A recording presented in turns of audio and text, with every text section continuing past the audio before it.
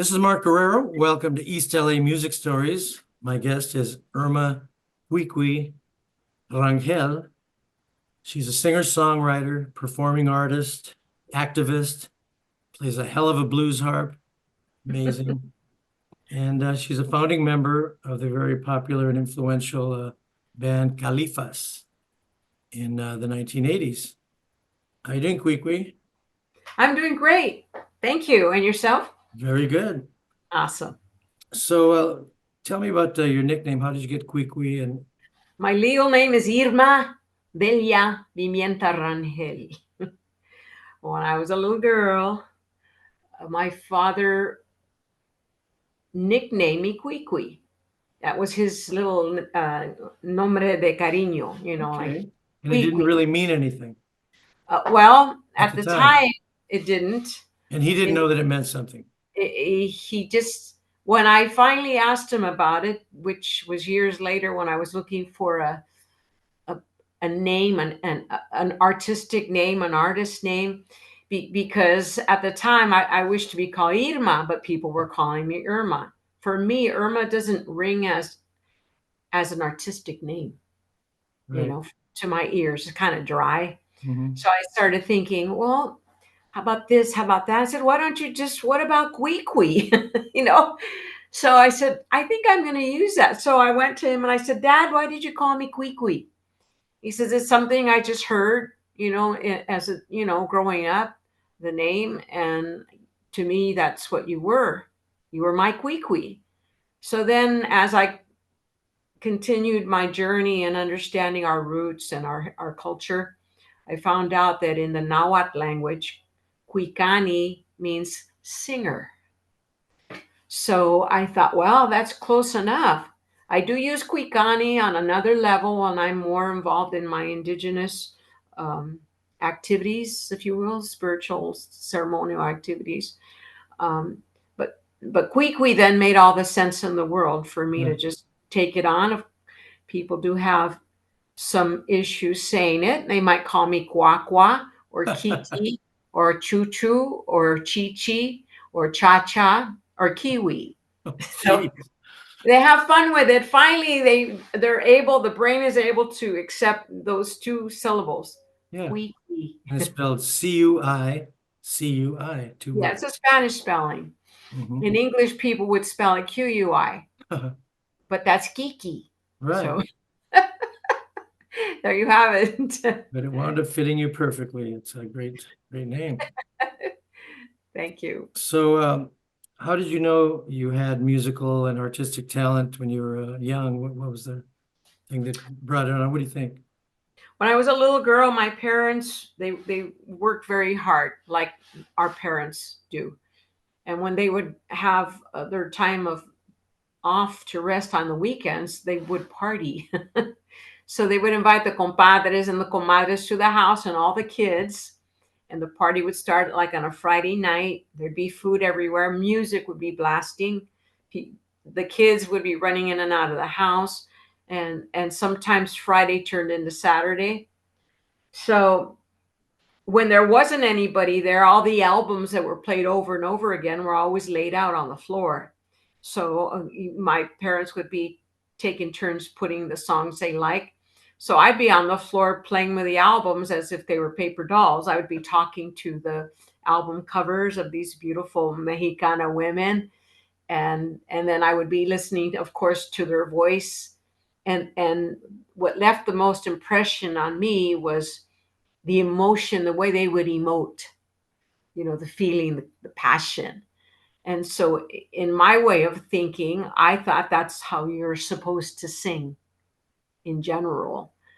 So that was in Spanish. But as we were children, we were uh, told from the school authorities, told my parents, do not speak to your kids in Spanish because they're coming to school and they need to learn English. So we learned Spanglish. We would answer in English and they would ask us in Spanish, we'd answer in English, or else we'd answer in broken Spanish. What was your first language? Spanish. Okay. And where were you born? I was born in Los Angeles County in Lincoln Heights over at the General Hospital. And where were you living when all this happened when you were a kid? In Santa Fe Springs, Okay. California. And my parents moved from City Terrace area down to Santa Fe Springs. There was a track for veterans. And my father was denied a few times. He's very indigenous looking, and my mom's the opposite, light skin with green eyes. So he sent her in his place after he kept getting turned down. And he said, just tell him your husband's not available, but he's a veteran and you want to buy a house. So they sold her a house right away. And they said, well, bring your husband back to sign the papers. And he came back and they were very surprised because it was the guy they turned down. And he says, thank you for honoring the veterans, like sucker. Shame it had to be that way, but man. Yeah. So anyway, that planted the seed in my heart and soul. Then we'd go to all the theaters downtown LA and we would watch the movies in Spanish. And in between the movies, there would have this parade of artists. So it was a live mariachi with some of the artists who were actually in the films.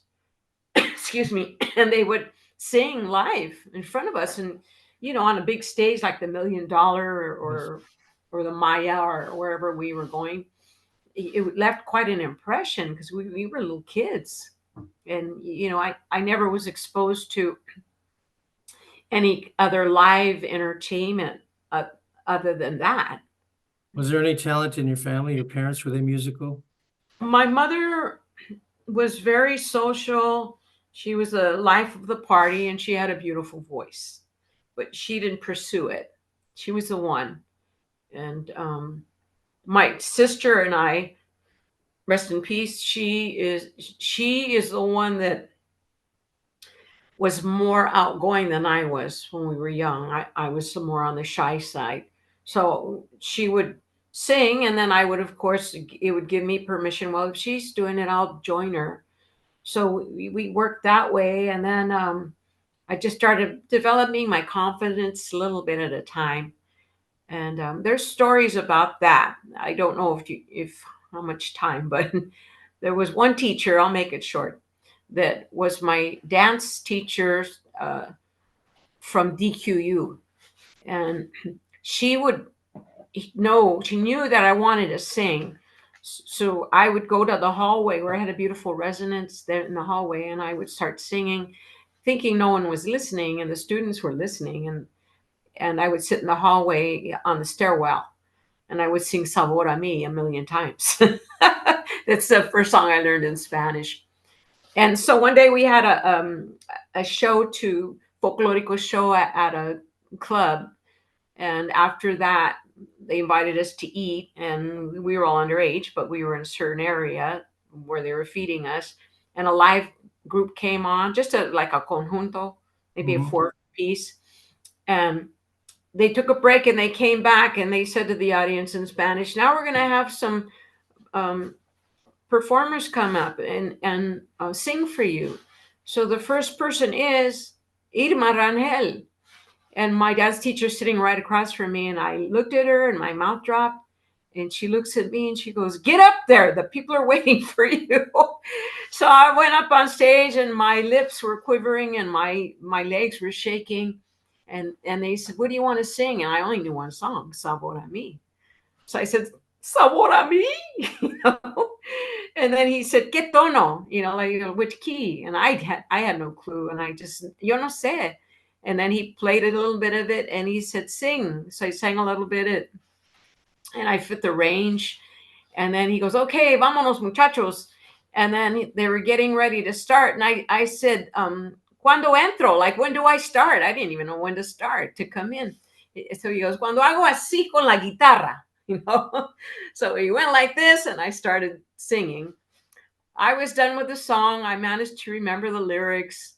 Everybody clapped. I went to sit down and I wasn't sure how to react towards my dance teacher, but I sat down and I looked right at her and she says, welcome to the world of entertainment. So that was your first public performance and that you were already in college. Yes. So explain what DQU is and what an incredible university that was. DQU was a vision that an educator who was a mixed from one of the tribes from the East Coast, Jack Forbes. So, he had European and native blood mix. And he decided to educate himself, and he pursued his education as far as becoming a doctor. He ended up in the Berkeley area, and he became an activist. And in his mind, because he felt like human beings should not be judged by their color, he wanted to see a place of learning, higher education for Native people. And in his vision, Native people were people that had either kind of same similarities in look, like the dark hair and the dark skin.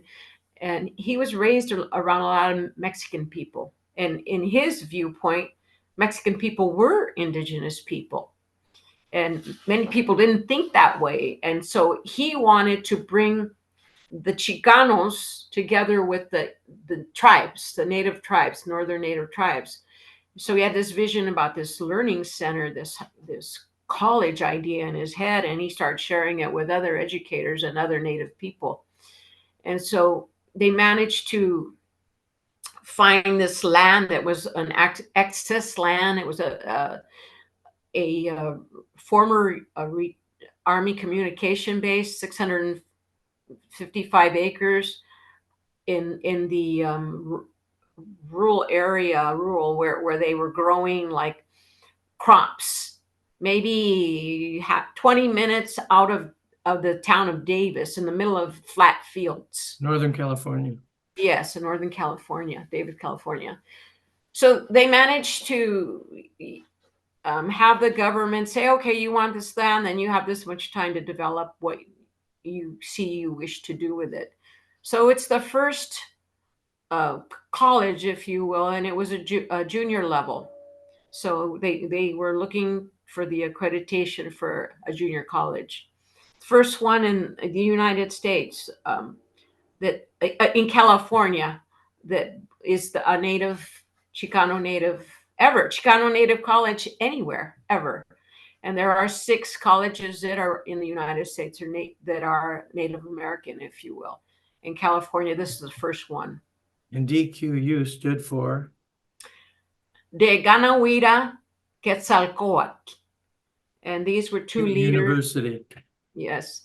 And they felt that they just wanted to use the initials because it was showing respect. And not too many people can pronounce that either. Yeah. Yeah, I took a while to practice to learn it, but these 2 leaders of the people from the north, which is the eagle, and the south, which is the condor. And they chose these leaders that were highly intelligent and brought the people together, and a lot of awareness and knowledge for the community. The person that the Ganahuira was from the Iroquois Confederacy. And so it's a system that if you do research, it's stated in some writings that the United States Constitution was based behind this philosophy. So it's it's a lot of this was already established when the United States came to be the United States. A lot of concepts of social and community unity and fairness amongst your community came from the Native American way of life. And of course, Quetzalcoatl is the feathered serpent. Yes, and that's another icon or person amongst the Mexica, the Toltec, that they had high regard for what he represented, and also represented the element of the wind, mm-hmm. and knowledge and education. And our philosophies of our indigenous people from the South, many layers of I call them muses, deities, but the European culture calls them gods, like that we Right. would pray to gods, and they weren't gods. It was an energy force, such as the wind has an energy force, the earth has an energy force, the sun has an energy force, water has an energy force. So they were paying respect to the elements that give us life to exist. And so Quetzalcoatl represented wind, knowledge, and there's many stories about Quetzalcoatl, but they decided to use Quetzalcoatl to represent the youth that were coming to study there. And kind of mostly for the Mexican or Chicano youth, because that's more in Mesoamerica, Quetzalcoatl, Yes, absolutely. Yeah. So, what did you study there? I know you did dance, you sang. Was that your major? Well, it was again a 2 year, so there were some of the basic, requirements, education that you must take. But other than that, it was pretty diverse. It was broken into 4 colleges or 4 sections. So 2 of them were dedicated to the native uh, groups from the north, and then the other 2 to the south. And they actually had names of the 4 colleges that were again representing different individuals that left a high impression on the communities. So I took the opportunity to take courses from both, uh, from all the colleges, and they were such courses such as um, painting, painting and learning about mural painting, and the dances were the indigenous dances. I partook in the studies of the folkloric and the native dances from different regions of Mexico. And then I also took a class regarding the understanding of the sweat lodge concept. And we were taught, the elements of the sweat lodge, what it represented, what it was used for. We did partake in a sweat lodge ceremony to understand and respect it. Um, we would actually grow because there was so much land. We would plant, learn how to, when to plant, what to plant. Just see. There was no singing. That was something that I ended up doing on my own. And there was a teatro that was formed, and so there were professors or instructors. Some were retired, so they wished to be there to share their knowledge, now that they were retired, to continue forward with it. And beadwork, and weaving. It's just a different cultural arts. Um, Classes regarding the history of our indigenous groups from the north and from the south. There were students there that came as far as Alaska, and different tribes that and so for me it was an eye opener, and for them, they never saw Chicanos. They lived like way inland in the interior, in their communities or villages, and they wanted to venture off and come into a whole area of the world to see what it was to come to a college away from their homeland. So that was extremely interesting. There were just natives from all over the United States that came. It wasn't a large population, but Navajo and Hopi and um, from South Dakota, and natives from all over California, um, different parts of Arizona, Nevada. It was New York. I had a friend that went there, and the only other time I had heard about it was sometime in the 90s. I had the honor of getting to know Floyd Red Crow Westerman. I don't know if you know who he is. Legendary Native American actor, singer, you know, very wise man. And he would go up there and perform. And I got to know him, and he actually came up and jammed with my band. And he was a very well-known recording artist and an actor.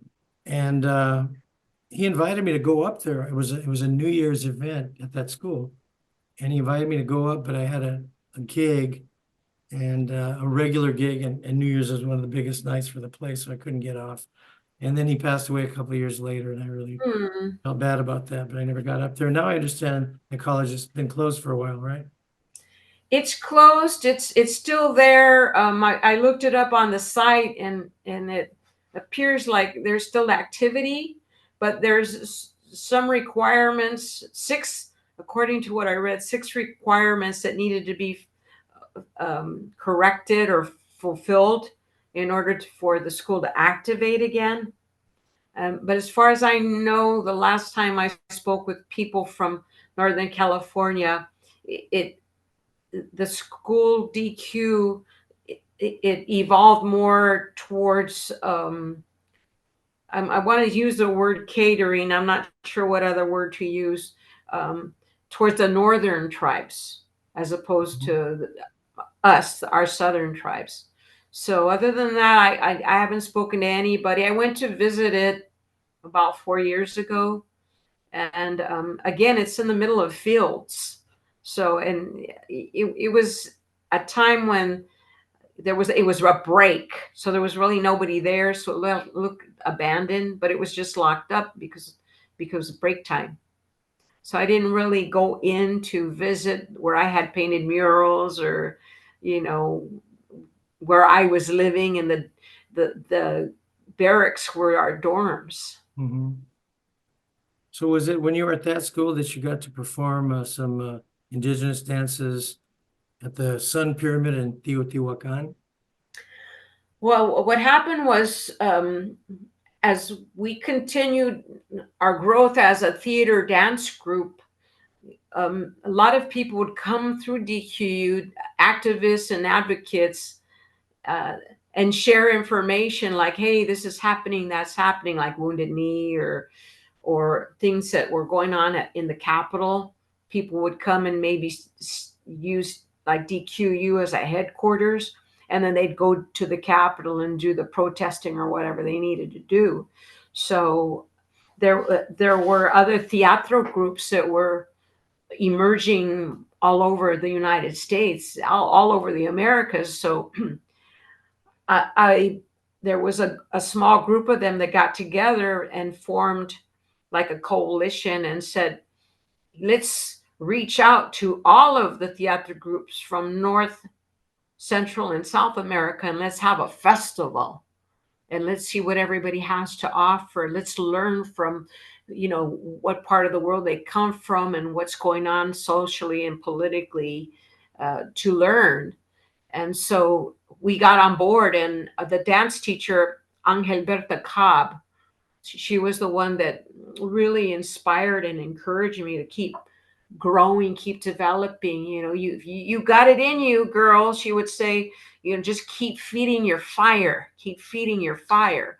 So when we heard about the festival, she approached us and said to the students, how would you like to participate in this festival? And we all said, yeah, sure. And she says, well, it happens to be in Mexico City. And we're all, oh, yeah, like we're going to be able to go to Mexico City from Davis, California, right? And she says, it's going to happen. So what she did for us to make it happen is she created a story regarding Águilas y Estrellas, which Águilas were the indigenous, and the Estrellas, like Águilas were Mexico, Estrellas was the United States. And it was like bringing together the cultures, and that DQU would go to represent. So she asked for an advance payment of 1 month of her salary, and she bought our tickets, our train tickets to travel from California to Mexicali. So we took a bus to Mexicali, and from the bus we got on a train. It was a two-week festival, and the train was filled with actors and musicians and theater people, and we took over the train. It was wild. We took over the train for probably 2 days, and we traveled from Mexicali all the way to Mexico City. And the train I ended up in was probably one of the classes that it was not comfortable. You could see I was sitting on the chair that was like a made out of iron. That's how old this train was. And you could look on the floor and you could see the tracks between the planks of wood. Whoa. Yes. I'm And surprised there weren't any chickens on there and goats. well, that's another part of the story, but salud. Mm. This is where I met the Ate Campesina, all kinds of theater groups from all over. But we were kind of in a section where the California theater groups were. And so in taking over the train, I ended up in first class because we were just wandering up and down the aisles through all of the different train compartments, playing music and laughing and drinking and getting ready for this festival.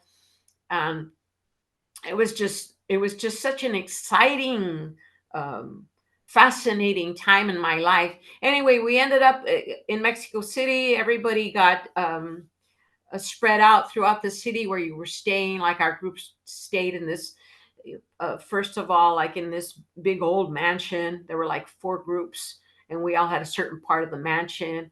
And then another time we stayed in Tlatelolco, which are these really huge, tall apartment complexes. And there's some history there with students at one time.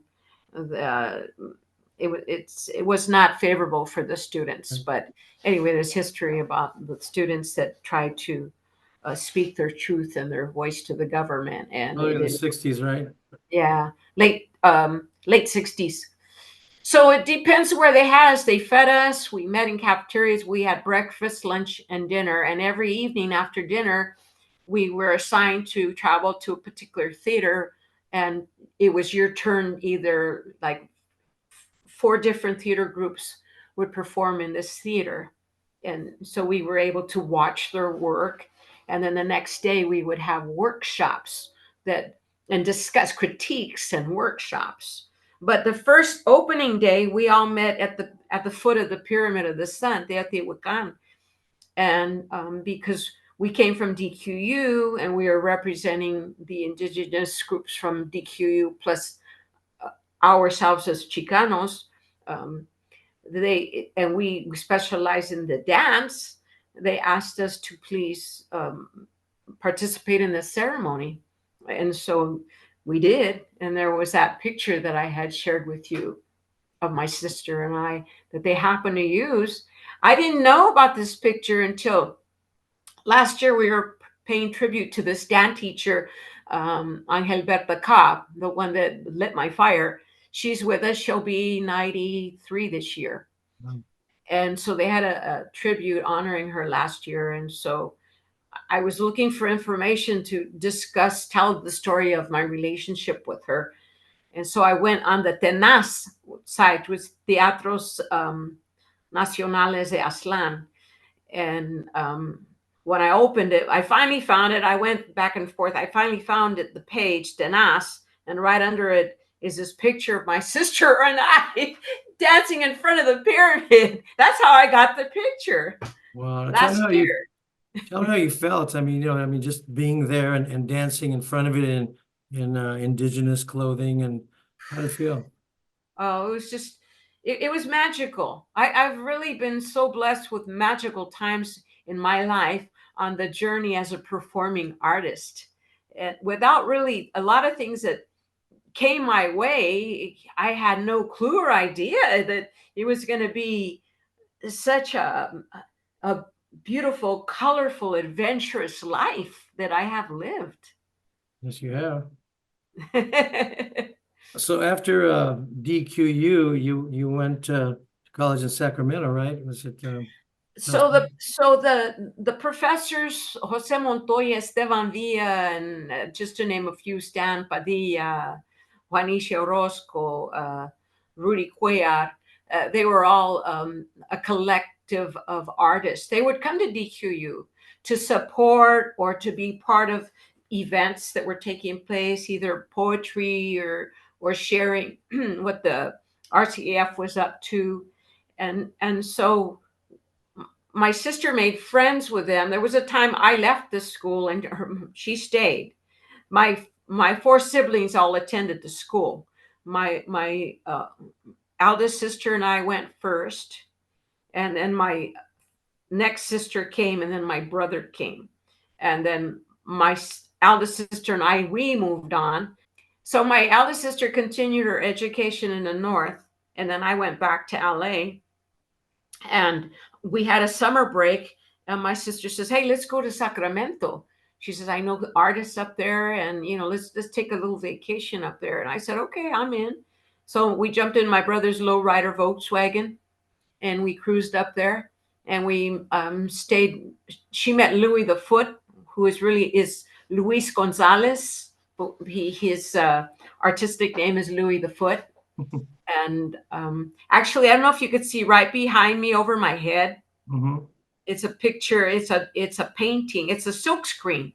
That's the an image that he created. It's the only original piece of the Angel Warriors. Anyway, that's his work right there. It's a silk screen work. That was his specialty, and he was a poet. You also mentioned RCAF, Royal Chicano Air Force. You already mentioned that. Was that from this time it was forming? This is what I'm segueing into. Okay. Louis the Foot was part of RCAF, and we stayed at his house. So that morning, my sister and I, we stayed the night. We woke up and said, let's just take a walk, because my brother went elsewhere cruising in his car. So we're walking up the street, and we're walking on one side of the street, and there's these two guys coming on the other side of the street, and they start saying, hey, what's your name? And we're like shy and giggling. We don't know anybody. Anyway, sooner or later, we both ended up in the middle of the street shaking hands and introducing ourselves. And they were musicians from Sacramento. It's Freddie Rodriguez and Chuy Ortiz. So that night they took us around to the music scene, and they were talking about, they were activists. So it's a small town, everybody knows each other. So they took us around to check out the music venues. And my sister says, "Well, I'm a singer, and so is she." And I'm all, "I am." So that lit the fire again. We left Sacra. We were there. We started meeting RCAF members, and we left Sacra. We went home. We packed our bags, and we came back up to Sacramento. And I had been accepted to be a student there at Sac State. So synchronicity. It all came together. And so my professors were Jose Montoya and Esteban Villa and a few others. That's the poet Jose Montoya, right? Mm-hmm. That's Richard Montoya's father. Of Culture Clash. Yes, from Culture Clash. So they were RCAF. They were artists from Royal Chicano Air Force. Talk about that. How did that form, and when did it form, and what was it about? So they were artists who, many of them, were raised in as farm workers. Their families were farm workers, and so many of the children then continued their education, and they left the fields and they became professors or artists, painting, or drawing or silkscreen, and they continued to evolve. So they started teaching. So they were planting those seeds, and because they had the experience of being farm workers, they knew how horrible the life and the conditions were.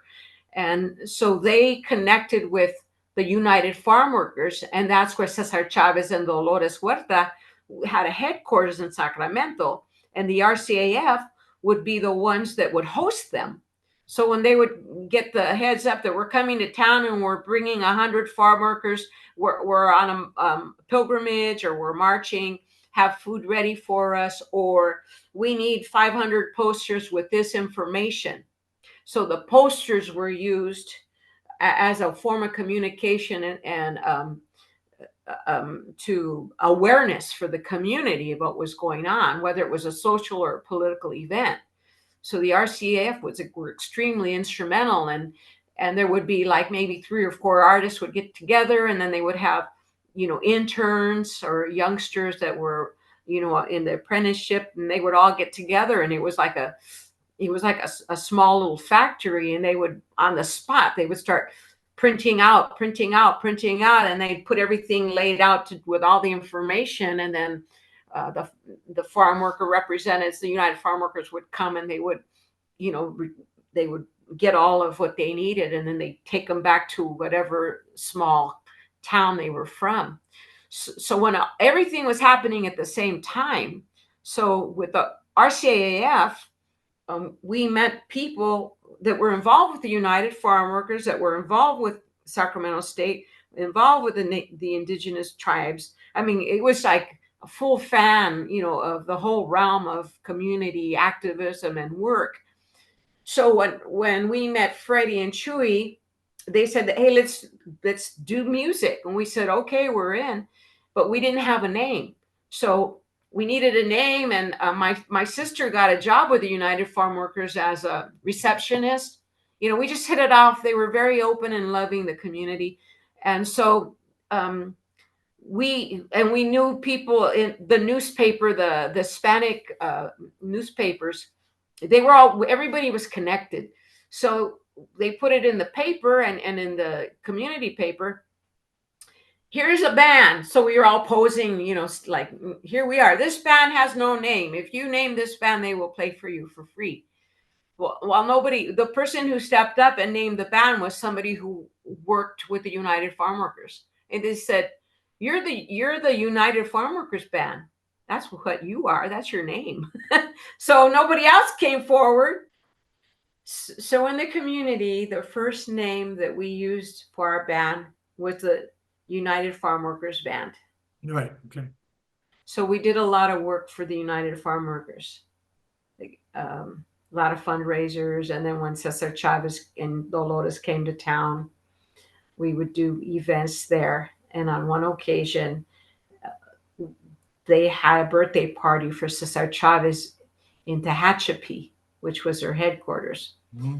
And they, without Cesar knowing, we drove down from Sacramento to Tehachapi as a gift. We were a surprise. So we played for his birthday party. So that was when? We're talking about still in the 70s, right? Yes, we're still in the early 70s. And so you went to school, and you graduated from Cal State Sacramento. And what was your major there? It was ethnic studies, art minor, special emphasis on Chicana Studies. And were you in any other groups during that time, or was mainly that one? So the United Farm Workers evolved because we were doing so much work, not only for them. We started doing a lot of work for the Royal Chicano Air Force, or the RCAF. So we then took on the name to represent them. So we were the RCAF band. Mm. And we did a lot of social and political events. From there, the RCAF again had representatives from the community of just different community service groups. And they would get funded for special events or areas. And one of them was the Cultural Affairs Committee. So I was part of the Cultural Affairs Committee. And between the influence from DQU, from Angel Berta Cobb, my dance teacher, mm-hmm. and other people who were very interested and wanting to develop and evolve in understanding and learning our cultural roots, we would take information from our history and we would fuse it with our modern understanding of fiestas and ceremonies. So we would create like, for example, something we call Fiesta de Colores, which was dedicated to the springtime. So we would uh, go to a park. Southside Park was pretty much the park we would have all of our events at. They had a beautiful art outdoor stage with beautiful murals on it that the RCAF painted. There were like 6 panels, and each artist was given a panel, and they painted this beautifully colored um, outdoor, like amphitheater, and that was our backdrop. And so from there, the community would be involved. We'd bring the kids from the schools. They would learn dances, and then after we did the dances and the understanding of the importance of spring and new life and new beginnings. After we did the formalities of a ceremony to acknowledge the spring season, then we would celebrate with live music. So there would be 4 or 5 groups, one after the other. So I would perform on this stage at Southside Park. So that was another arm of the RCAF. Was that the group that would sometimes like play in prisons and stuff like that? It says here about Tracy Prison. So then from there, we evolved because we were asked to do other stuff outside of the RCAF.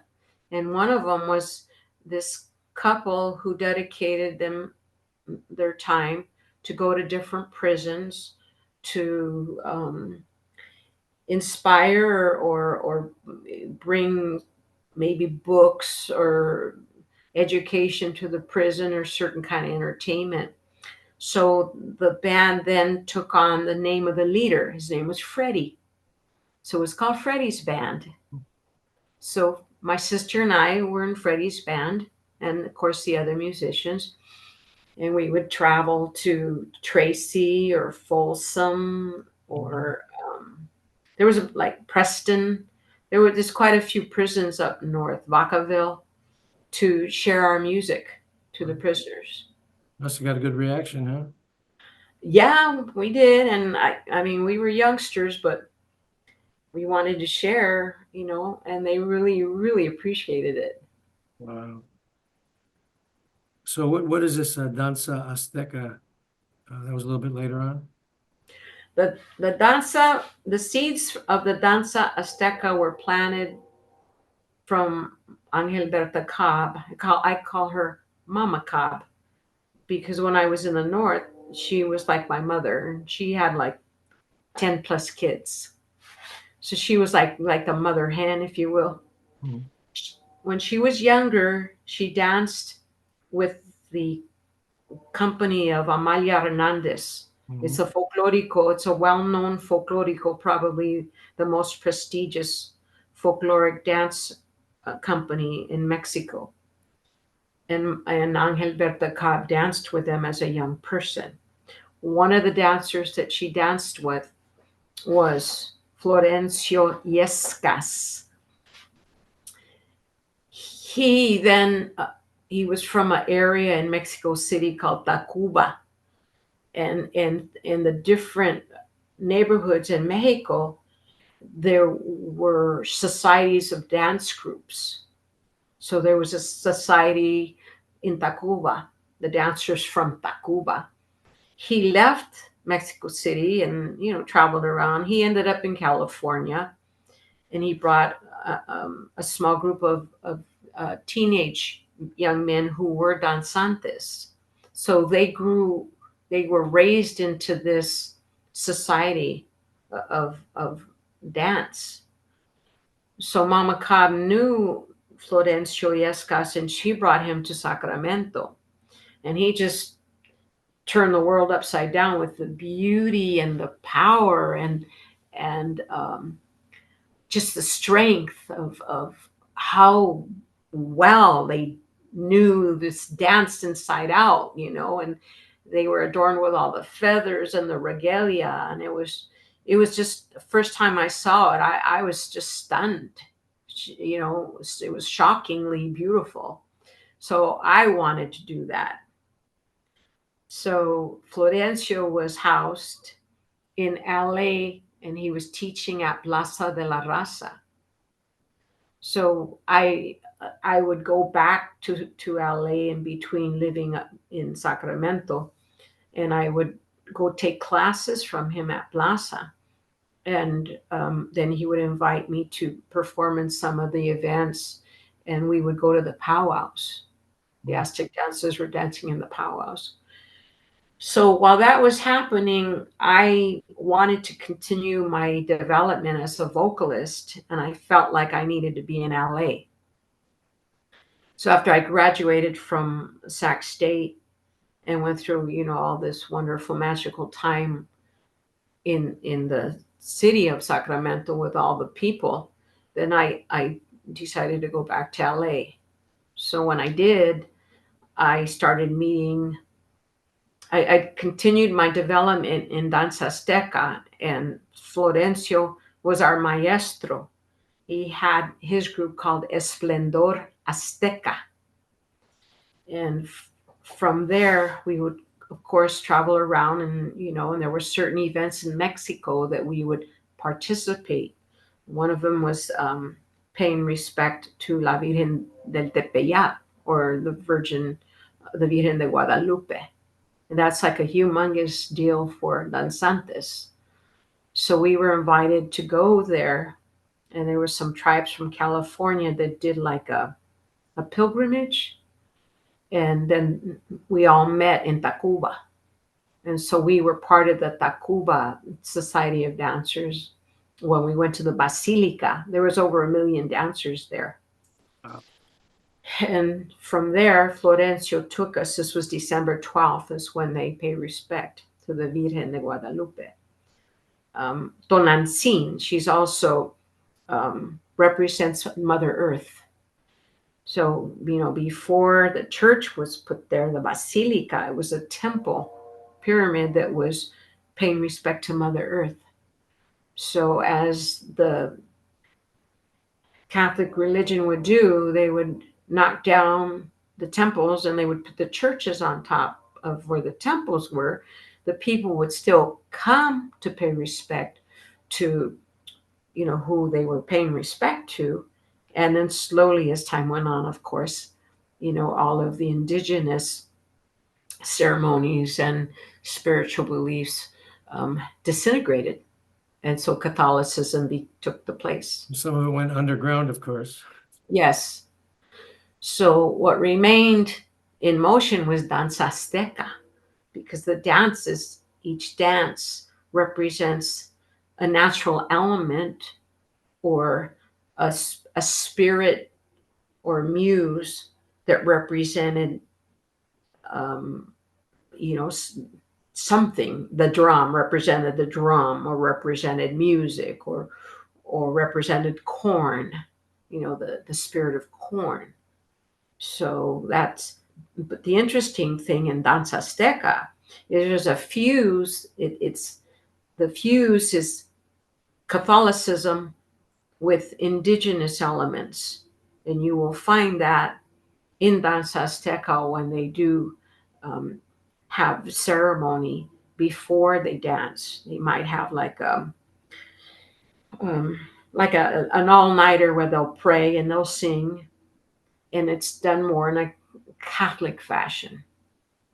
And then when they dance, it's dance in an indigenous fashion. So that's the Azteca part. And as time moved forward, my brother formed a group called Oceolat, Danza Oceolat, which is Jaguar dance group. We had it for 27 years, and I would go in and out of dancing with his group while I was being a vocalist and an actress. I was also doing that. Mm-hmm. Now there's a thing here about Los Amigos and Long Beach schools. What was that about? So when I came back to LA and I continued my training as a danzante with Florencio Yescas, Mm-hmm. and continued my training as a vocalist, I met a lot of musicians through Kenny Roman. Oh, you're a great drummer. And this is when I met him, and he introduced me to a lot of the awesome musicians that, that have been with us through the years. And back to the Los Amigos.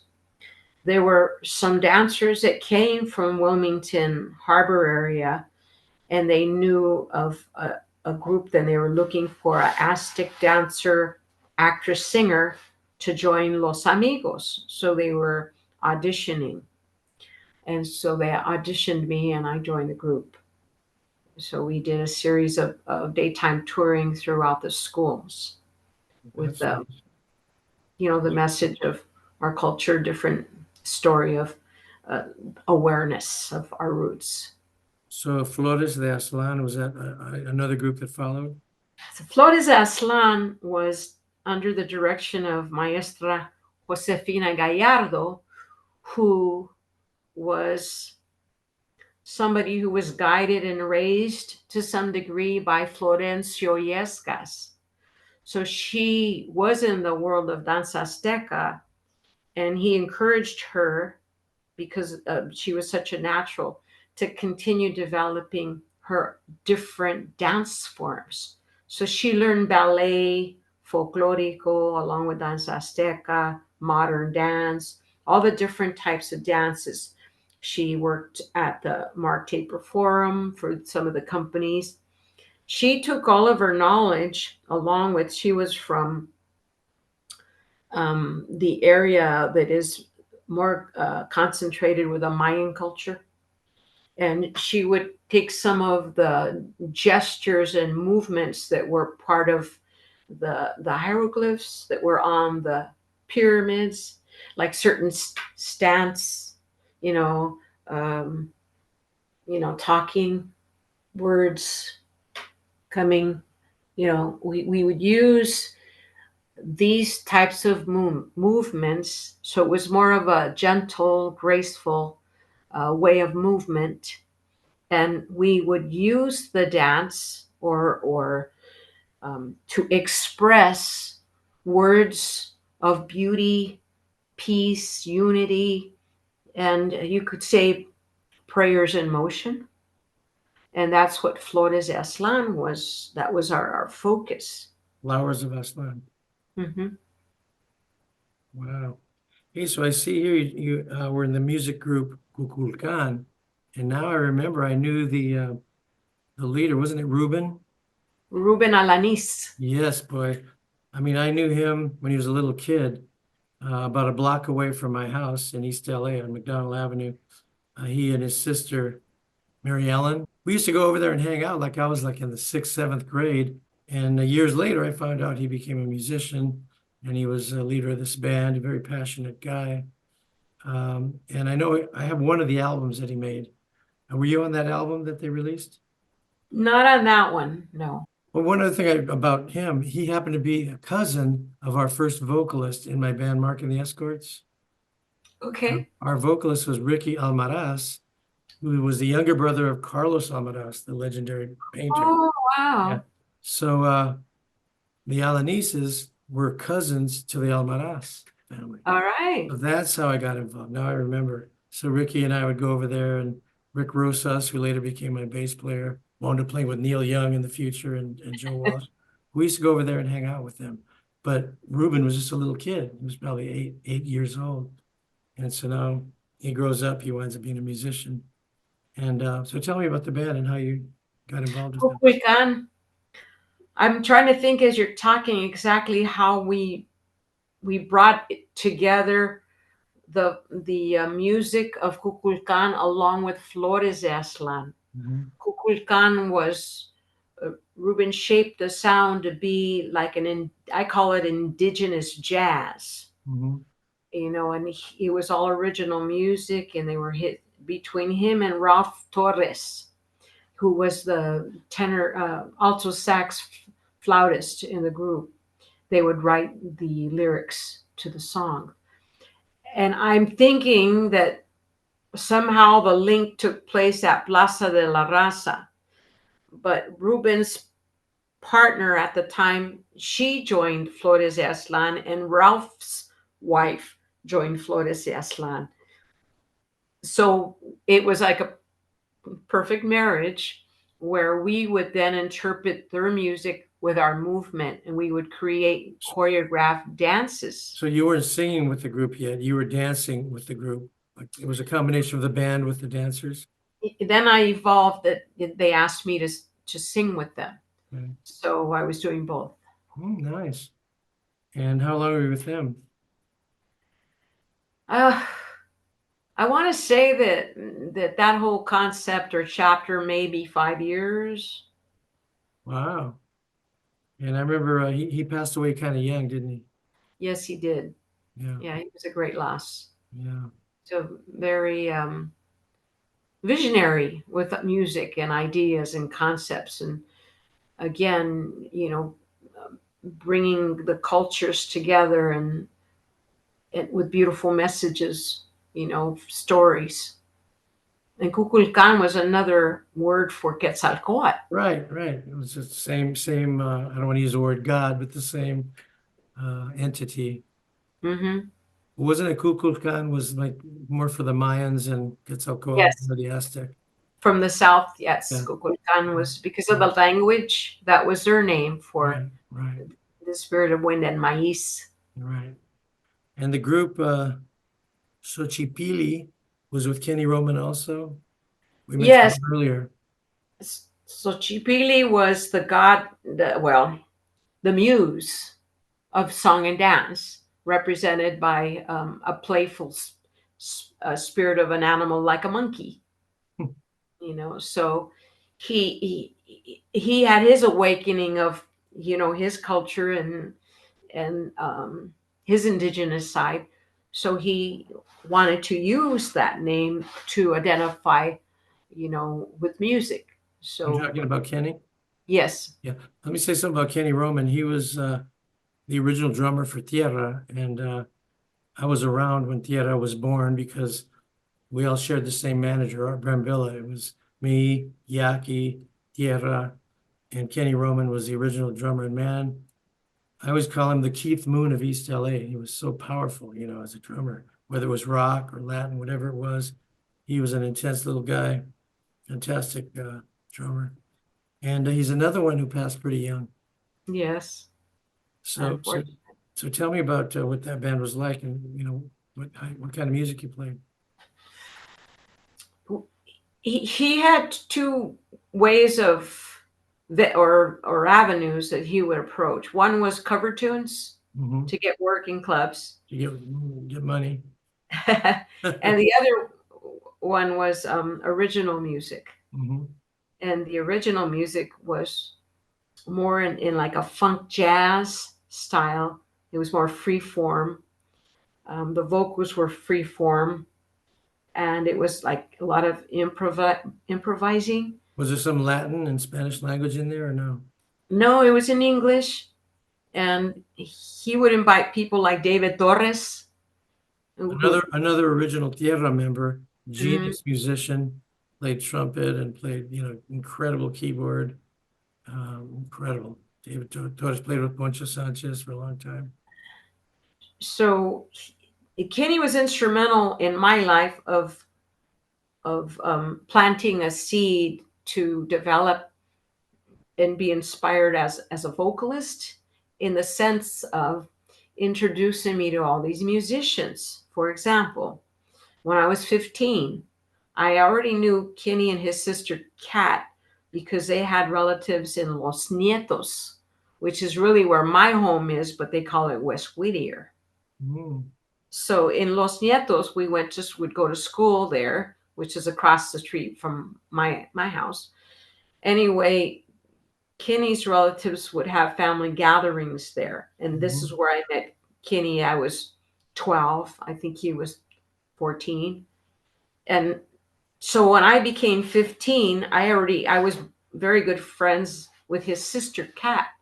So she'd spend the night, or I'd go with Kat and the mom to go drop Kenny off at a gig or whatever it may be. And Kenny always had a second band hanging around somewhere. So He had a group called the Young Set, and I was 15, turning 15, and my mom asked me, "Do you want a quinceañera?" I said, "No, I don't think so." She says, "You want a party?" And I said, "I don't know." And she goes, "Well, what would you like?" And I just didn't know what to say. Anyway, she ended up getting me this huge industrial sewing machine, which she influenced me to be that artistic creative person by making my doll clothes and then my own clothes. And then she said, "Well, I want you to have a party. Why don't you ask Kenny to come and play?" And I said, "Well, okay." So he got Ramon Banda himself and Poncho Sanchez and another guitar player to play in my backyard for my 15th birthday. A lot of talent there. And we were, I mean, if I was 15, they were not, none of them were 18 yet. And Poncho was a singer. That was his job. Oh, really? And I think Kenny played drums. I'm not sure if Ramon played guitar. And sometimes Kenny would play the drums and the bass at the same time. And David Torres, not at my backyard party, but when they would have the jam sessions after with Xochipilli, David would play the trumpet and the piano or the Chapman stick at the same time. And Kenny would play the drums and the bass at the same time. And they would make music. And Ramon Banda also was a drummer and percussionist as well. Yes. So that's so I had this connection with these guys, Ramon Banda, and I wasn't so close to Poncho, but we knew each other. Ramon Banda, we just had a really nice bond in growing up back in the day, with Kenny and him, and then I met David Torres on the way and Steve Salas. Right. And Ramon Banda and his brother Tony played with Poncho Sanchez for many years, and David Torres was his keyboardist and musical director for many years. He So was a lot of talent there you were hanging around with. Yeah. That I did study with David for a short time, piano, because I've always wanted to pursue the piano, but I would be doing everything else and it would take my time away. So I through the years, I always had a teacher for a while.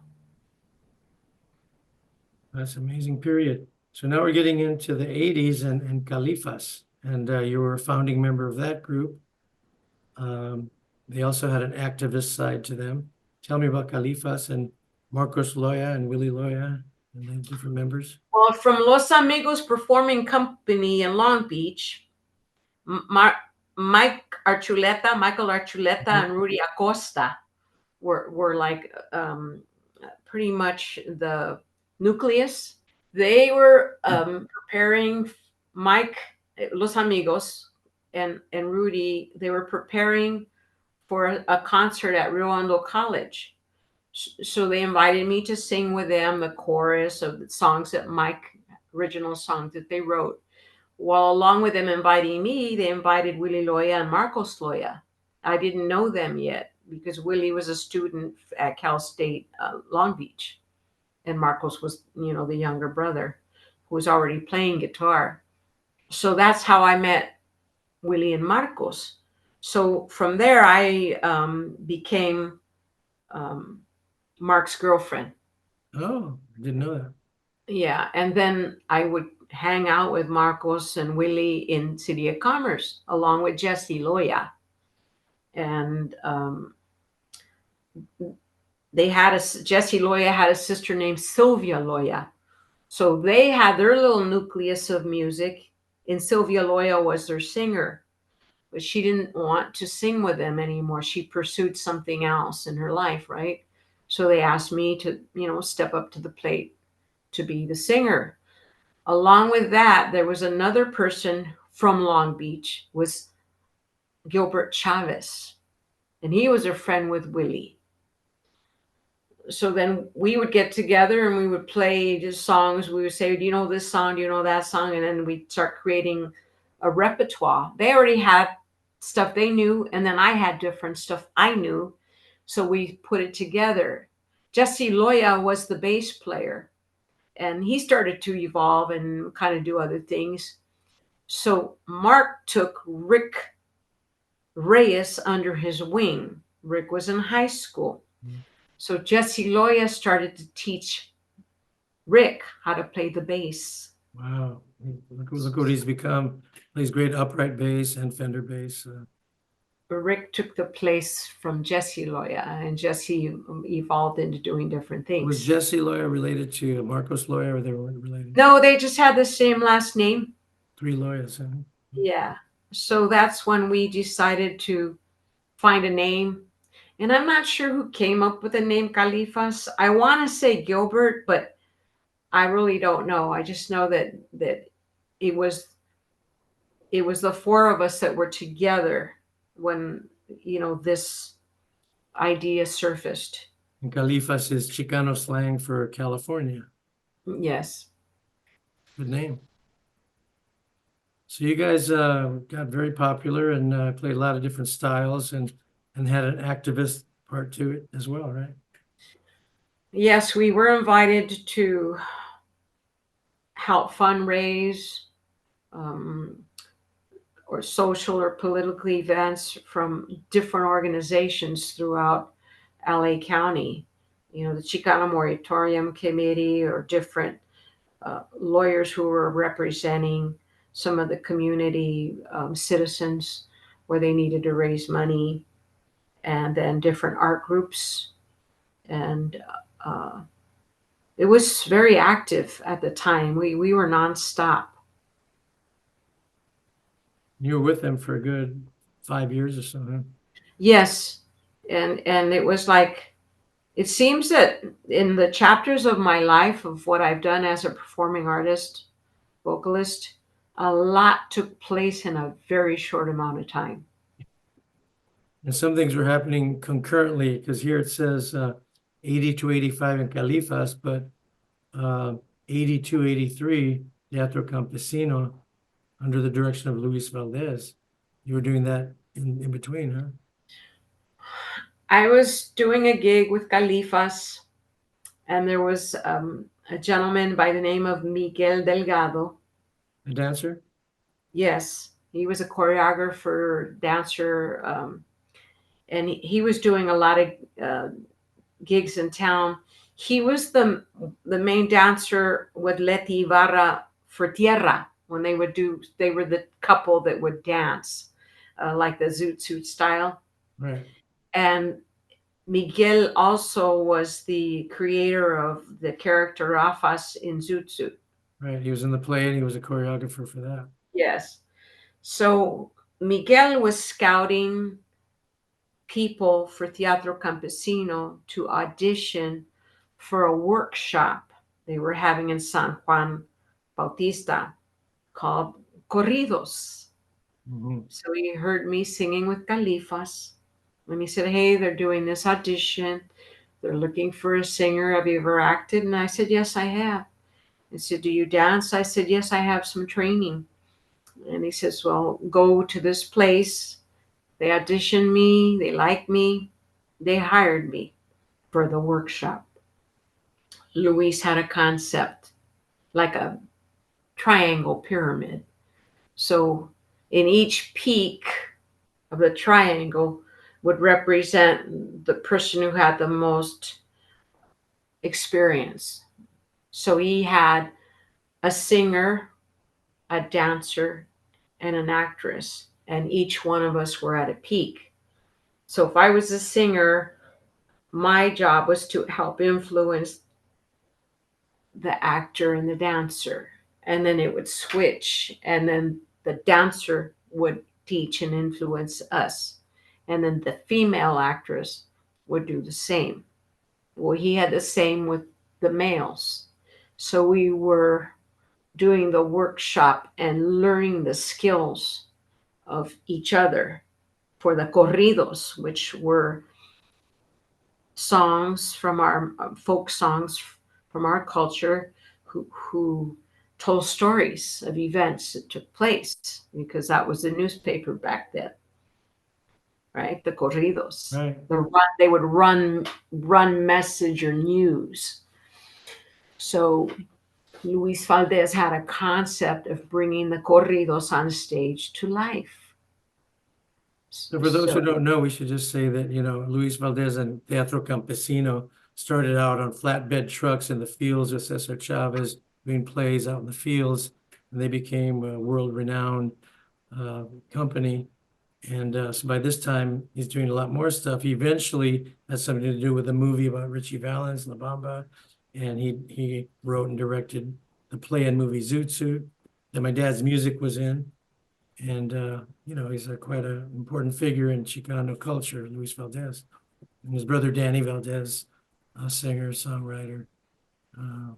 So all that came out of the fields, right? yes, So then what was, and Corridos turned into a PBS thing, right? Special or, yes. So I left Califas like a hiatus Mhm. to do Teatro Campesino, to do the corridos. After the workshop, Luis wanted to then take it to a bigger stage because he felt that there was success with the workshop, and he envisioned that it could really turn into a nice musical production. So he took the risk and he expanded the group and hired again. I had to audition again. I got hired. So there were more singers and more dancers. He took the play to San Francisco. That's where Robert Beltrano's part of the cast, Socorro Valdez, Bal Hernandez. I can't remember if Enrique Castillo was part of it. Different people that are no longer with us. Leti Ibarra, Mark. Then they need to expand the band, so they hired Marcos Loya, along with Frank Gonzalez, who played the harp. Is it the same guy that was co-founder of the original Los Lobos? Yes, Wow.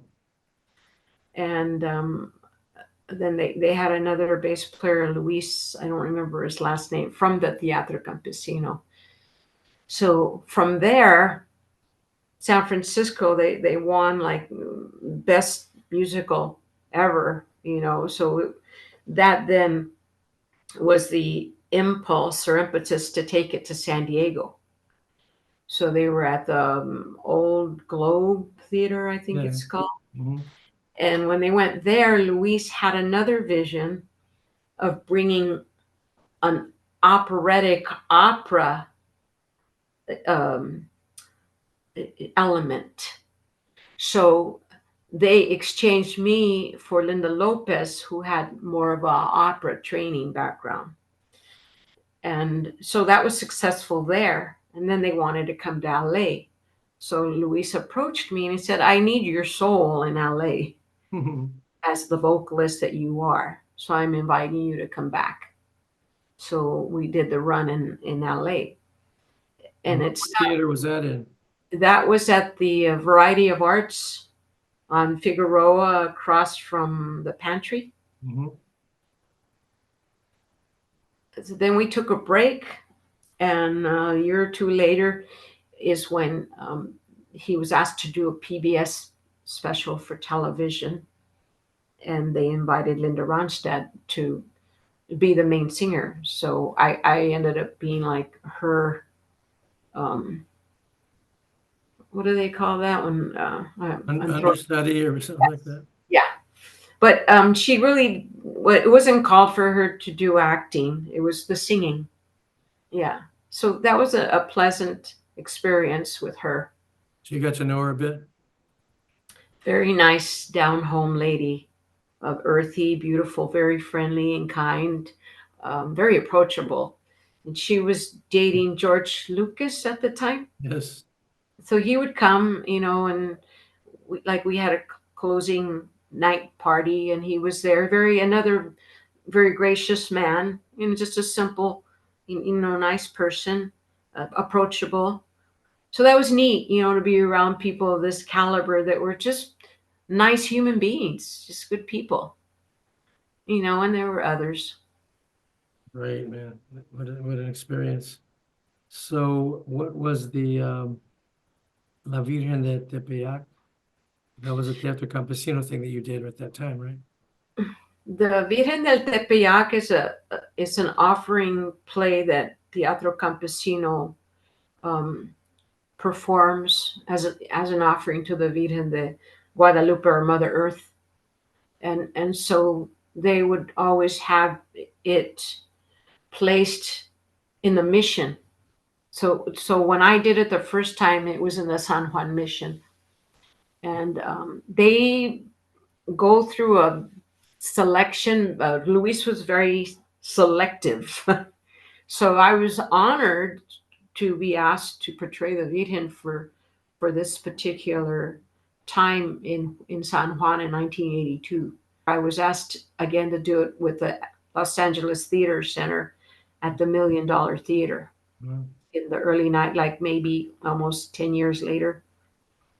So here it says 1983, Ziania Records, which was a subsidiary of Rhino Records, for a short time. It was sort of like a Latino Chicano branch of Rhino, and they put out several albums. And Ruben Funko Guevara headed that label. And one of the albums they put out was the East Side Renaissance. Were you on that? Yes, Califas was invited to be part of showcasing um, the different works from the groups from the East Side. Did you play some live events for that? With the East Side, no, it was basically showcasing in a album form a compilation of all the different styles of music that came out of the East Side. A And compilation of different groups, right? yes, And Califas had what, one cut on we, there? we were one of them, and we represented like a salsa, California salsa sound, if you will. I wrote a song called Música de la Gente, Mhm. which just the theme or the story is that's what our music is for, is to unite the people, and music is for the people. And you sang And lead on that? I sang lead, wrote the lyrics and the melody, and Marcos arranged the song. Marcos Loya. Mhm. He was a fantastic guitar player. Um, he wound up in a Madonna video, huh? Remember that? Yes, Isla Bonita. Yes. And did he play on any of her recordings, or did he play on that recording? He played some of the music, on, of course, guitar, and then he was also one of the characters in the movie. Some like I think like a boyfriend type character. You know how he hooked up with her, how she found out about him? Yes.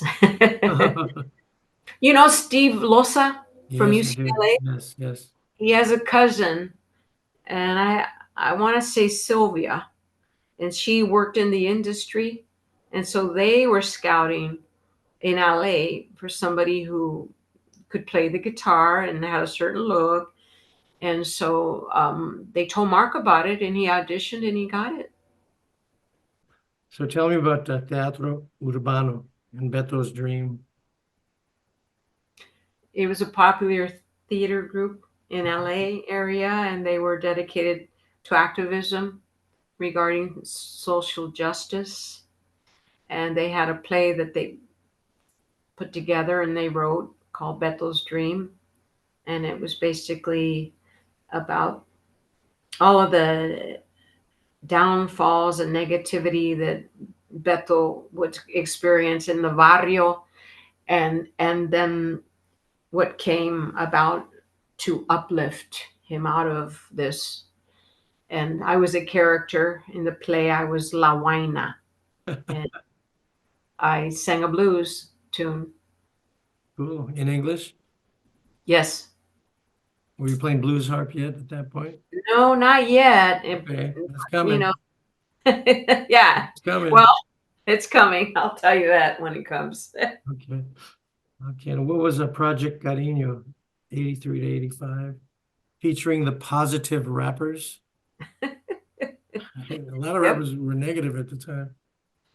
That was the name of our troupe. But Project Cariño was an organization that was formed to educate the community to help prevent child abuse.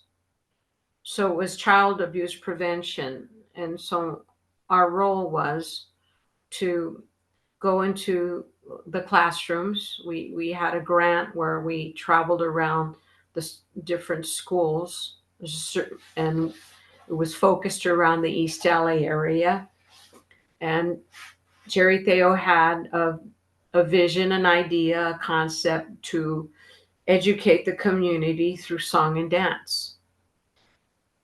So at the time, we had the positive rappers, and then we had another section, and they were for the younger students like kinder and pre-K, and they were clowns, but I can't remember, I'm sorry to say, the name of what they were doing. And I was in the section with the junior high and high school kids called the positive rappers. So there were three characters. I was Cani Cariño, and then there was Beto, and then there was another person. And we would share through our story like what's appropriate in terms of respectful touching. And so we would rap about respect and love and cariño, affection in a positive manner as opposed to too close inside your circle. Mm-hmm. And that if someone was hurting you, that there were resources to help you. Where did you perform that? We performed in classrooms. Oh, nice. Throughout the East LA area, junior high, elementary, junior high, mostly. Didn't do too many high schools. We were more for the lower levels. Sounds good project. So here it says you got involved again with Ruben Guevara, Las Angelinas, trio female vocalists. Talk about that. So Las Angelinas was a concept from Ruben that we sang the background vocals for his songs, and we would perform at these theatrical type of song dances that he would have, and there was a lot going on, and so we were part of the entourage of all the entertainment that was going on. And there was another event, a very popular event he did was at Club Lingerie, and that was a heck of a lot of fun. I remember the place. And he was doing the dance. He was doing rap, fusing it with Aztec dance. So it was a rap beat with the Aztec dancers that were part of the show. And then we were part of his, again, the background dancers, vocalists. And then he did another show at UCLA where he gave the Angelinas three different singers.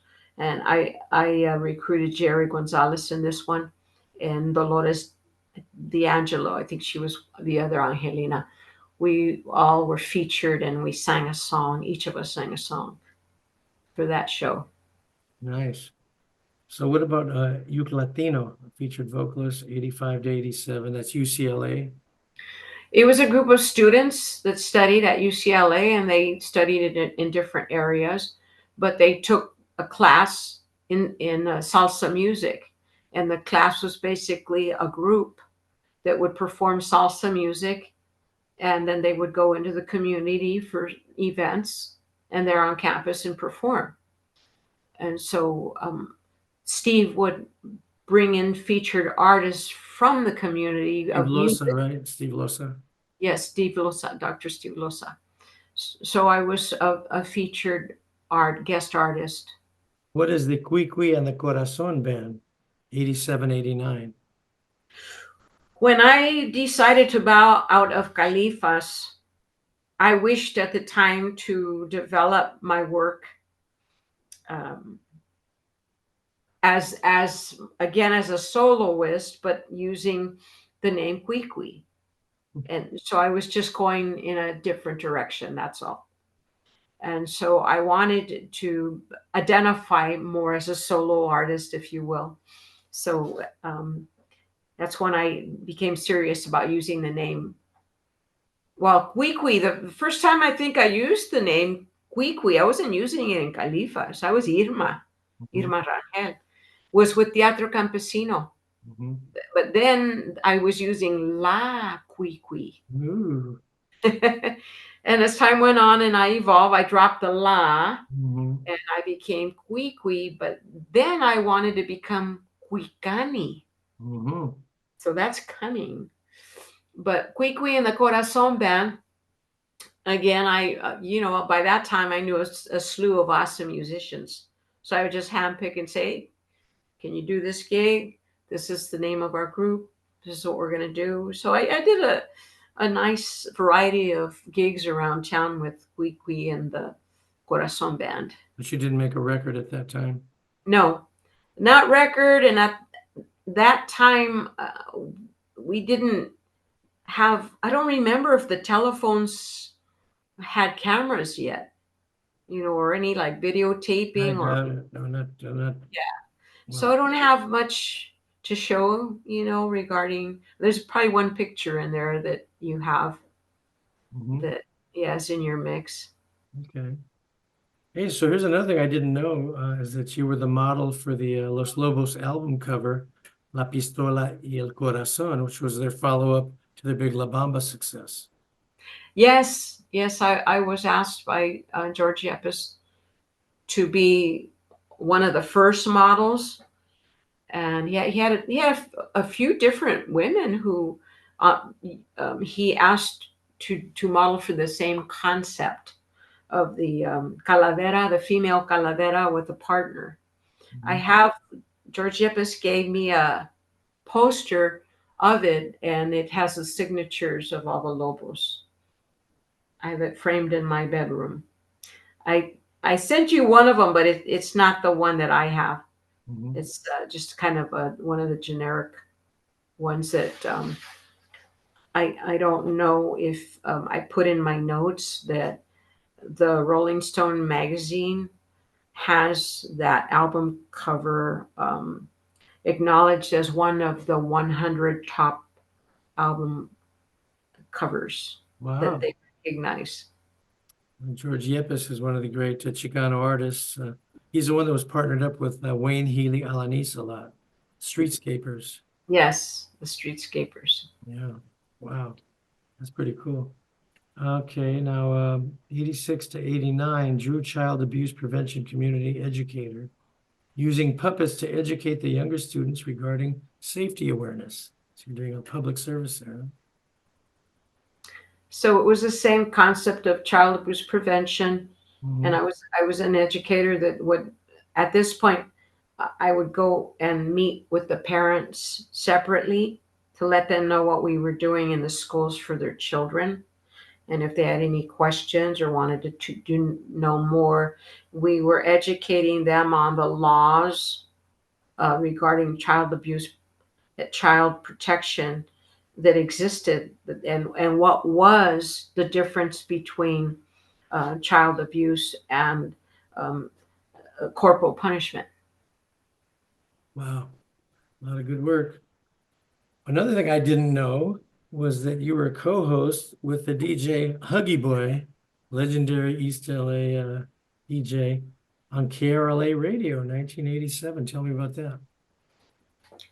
I had one of my neighbors in growing up was Val Valentine. Valentin Jurado is his name. Mhm. So fast forward, I introduced Val to Jerry Gonzalez, and they had a set of twins. So I baptized Stephen. And in that, Val, in his radio career as the DJ, he was working for KRLA, and they had a concept of um, the the night show. It was the dedication night show. So people would call in and they'd say, "Hi, my name is Flaca, and I want to dedicate this to my man, Louis. Right now, Louis is in Preston, but I just want him to know that, baby, I love you. So I would take notes, and then at a certain time, I would be the one. I was the co-host to introduce the names of the people, and then like line up 5 songs, and then 5 that called in, and then we'd play them back to back. So Val hooked me up with that. First, I worked with Val Valentine, and then the radio station then shifted me over to work with Huggy Boy, and then they shifted me over to work with Art LeBeau, and then they gave me a position as a representing KRLA in the community. Wow. Huggy Boy, his real name was Dick Hug. He was an Anglo, and he was very instrumental to help a lot of the East LA groups because he would play the records of the Romancers and the Midnighters and all the East LA groups on the radio, even before he was on KRLA on smaller stations. And he's very legendary in East LA. He also promoted some dances. And who's the other person you mentioned? Art LeBeau. Art LeBeau is another guy, right? Who recently passed away, like age 99 or something. He also did those dedications, put out those great oldies but goodies albums. Chicano community and the East LA community loved, they did a lot to serve our musical tastes, It was a great experience. It was not very long, maybe 2 years at the most. I can't quite remember, but I walked away learning some really good pointers from Val, from Huggy Boy, and from Art LeBeau, but in different capacities. Learning how to speak on radio, how to flow with my voice, not wasting any time, picking and choosing quickly on the spot what I was going to say so it made sense. Art showed me more of the studio stuff, like selecting the songs, getting them ready, working the board. For him, he was very serious about time is money. You can't let seconds go by. You have to be on it. So I took a more of a serious attitude with Art, where Huggy Boy showed me how to flow and be personable with the people and find that between him and Val, find that radio voice. Pretty cool. So we're into the 90s now, and you had a group called Cui Cui and the Angel Warriors. That's a whole other group, huh? Again, as the performing artist that I am, I just wanted to keep evolving and exploring different aspects of who I was as a performer, what I was learning, and what I wanted to offer the community. So with this concept, again, I always looked for the cream of the crop musicians that I could afford. And I wanted more of a visual front type of presentation. So I invited Leti Ibarra and Susie Esquivel Armijo to join me as singing background vocals. And I asked Leti to be our choreographer, excellent dancer, who worked for many years together with Miguel Delgado. So they agreed, and we worked really hard at choreographing, and they worked hard at learning harmony and singing in pitch. And this was new for them, but they were willing and ready to explore it and do it. So we did a lot of gigs throughout Southern California, and between my mother and I, we would make the outfits. My mother was an excellent seamstress and did excellent beadwork using rhinestones or pearls or, whatever kinds of decor that we wanted on our outfits. She was our dressmaker / between her and I and the girls, we would design our outfits. Is that the same group you did a show with the Midnighters in Lake Tahoe? So Jimmy Espinosa learned about us, and I'm going to say I'm assuming that just to sort of bring a cherry on top to the Midnighters, he invited the three ladies, which we were called the Warriors, but the whole band was really with me were the Angel Warriors, but the three ladies sometimes we'd be called out to do just the three of us something, so we represented the whole group as the Angel Warriors. So Jimmy asked us to sing some parts with them and also to showcase what we were already doing. And here, 1990 to 92, you sang as a featured vocalist with El Chicano. Tell me about that and how that happened. So along my journey, in Kenny introducing me to fine musicians, he had a short time working with El Chicano. So I met Bobby Espinosa and some of the other guys. Mm-hmm. And so I would go to some of the gigs, just be friends with them. So as time went on, I would get a call from different musicians. Hey, are you available for this? Can you do that? So Bobby Espinosa invited me into the group, and he wanted to feature me in singing Sabor a Mi.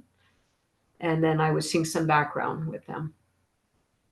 Now tell me about the 1993 Earth Day concert featuring Paul McCartney, no less. I was working with Nina Shannon Anderson,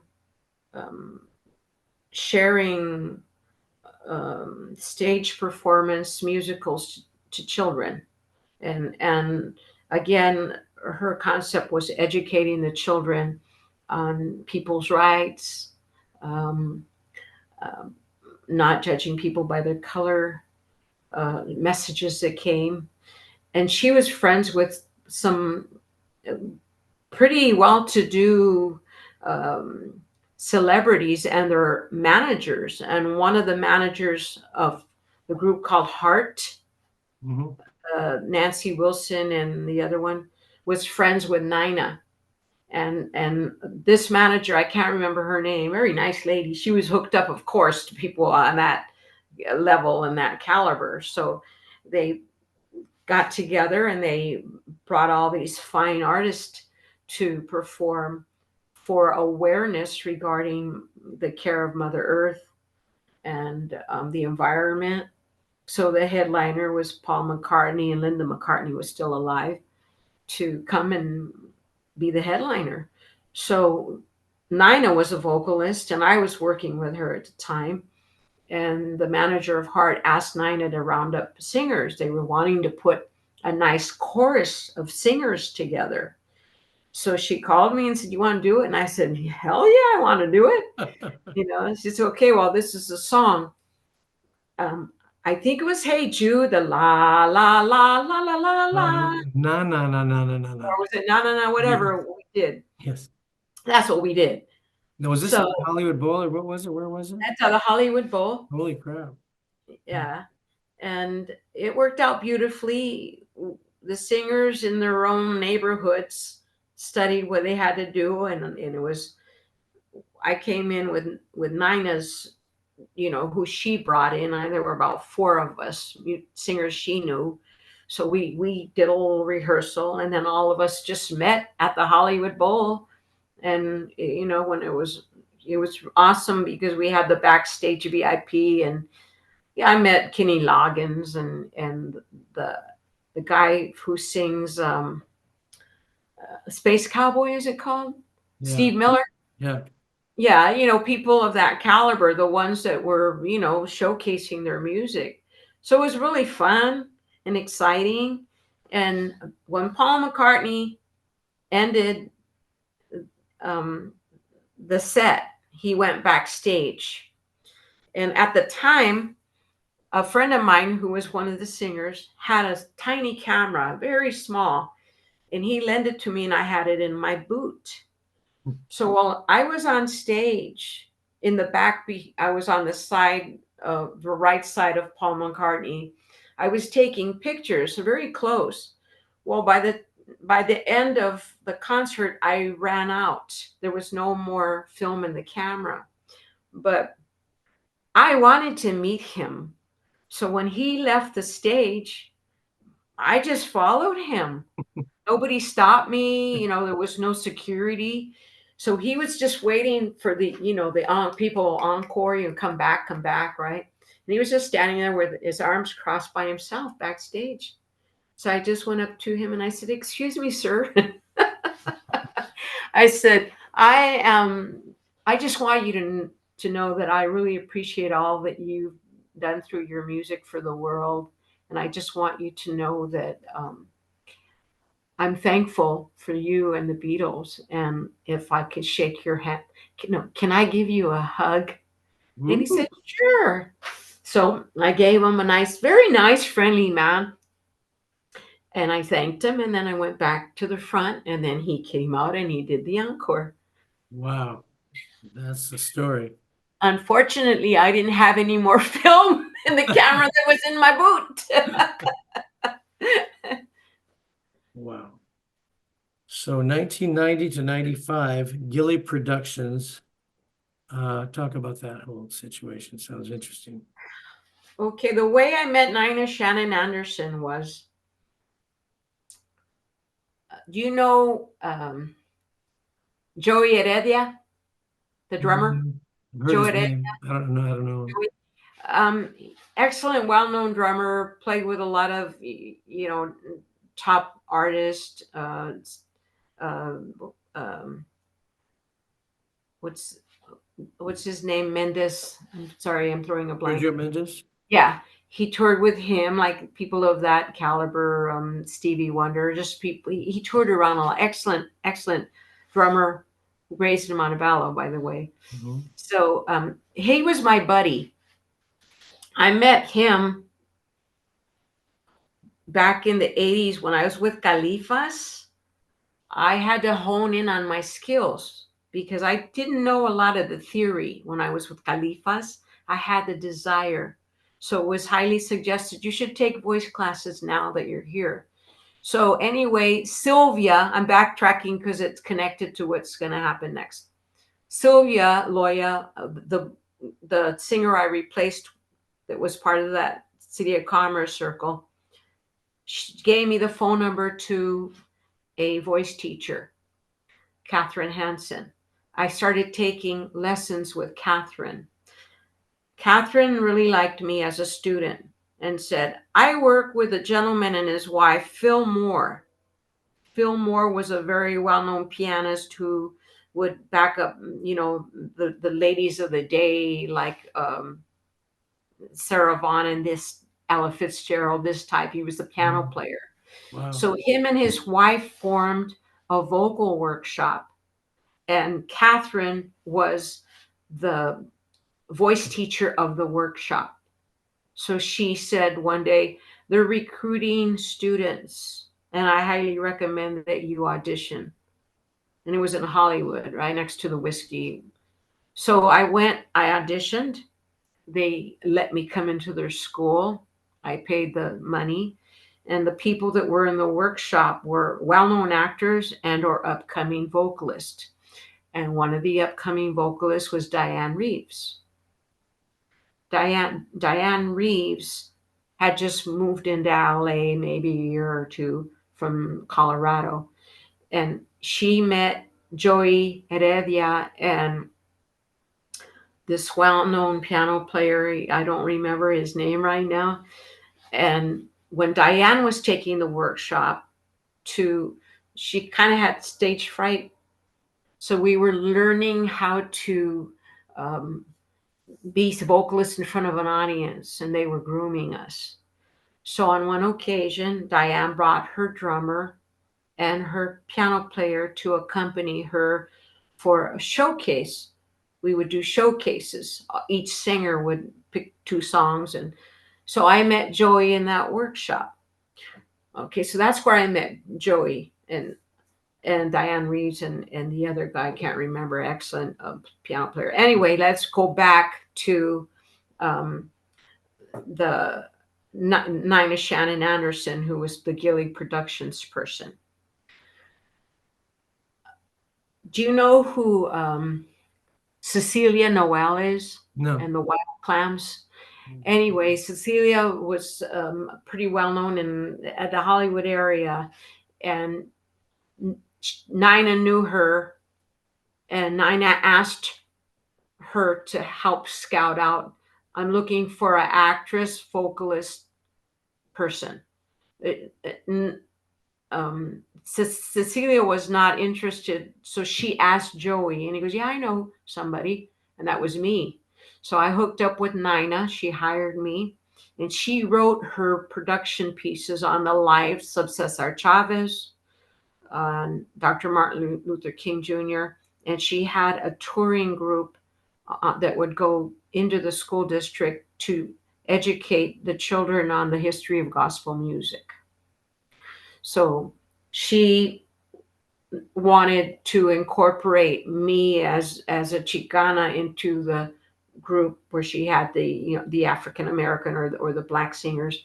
So she wanted to bring me in. So she did. So I had the opportunity to be in that environment.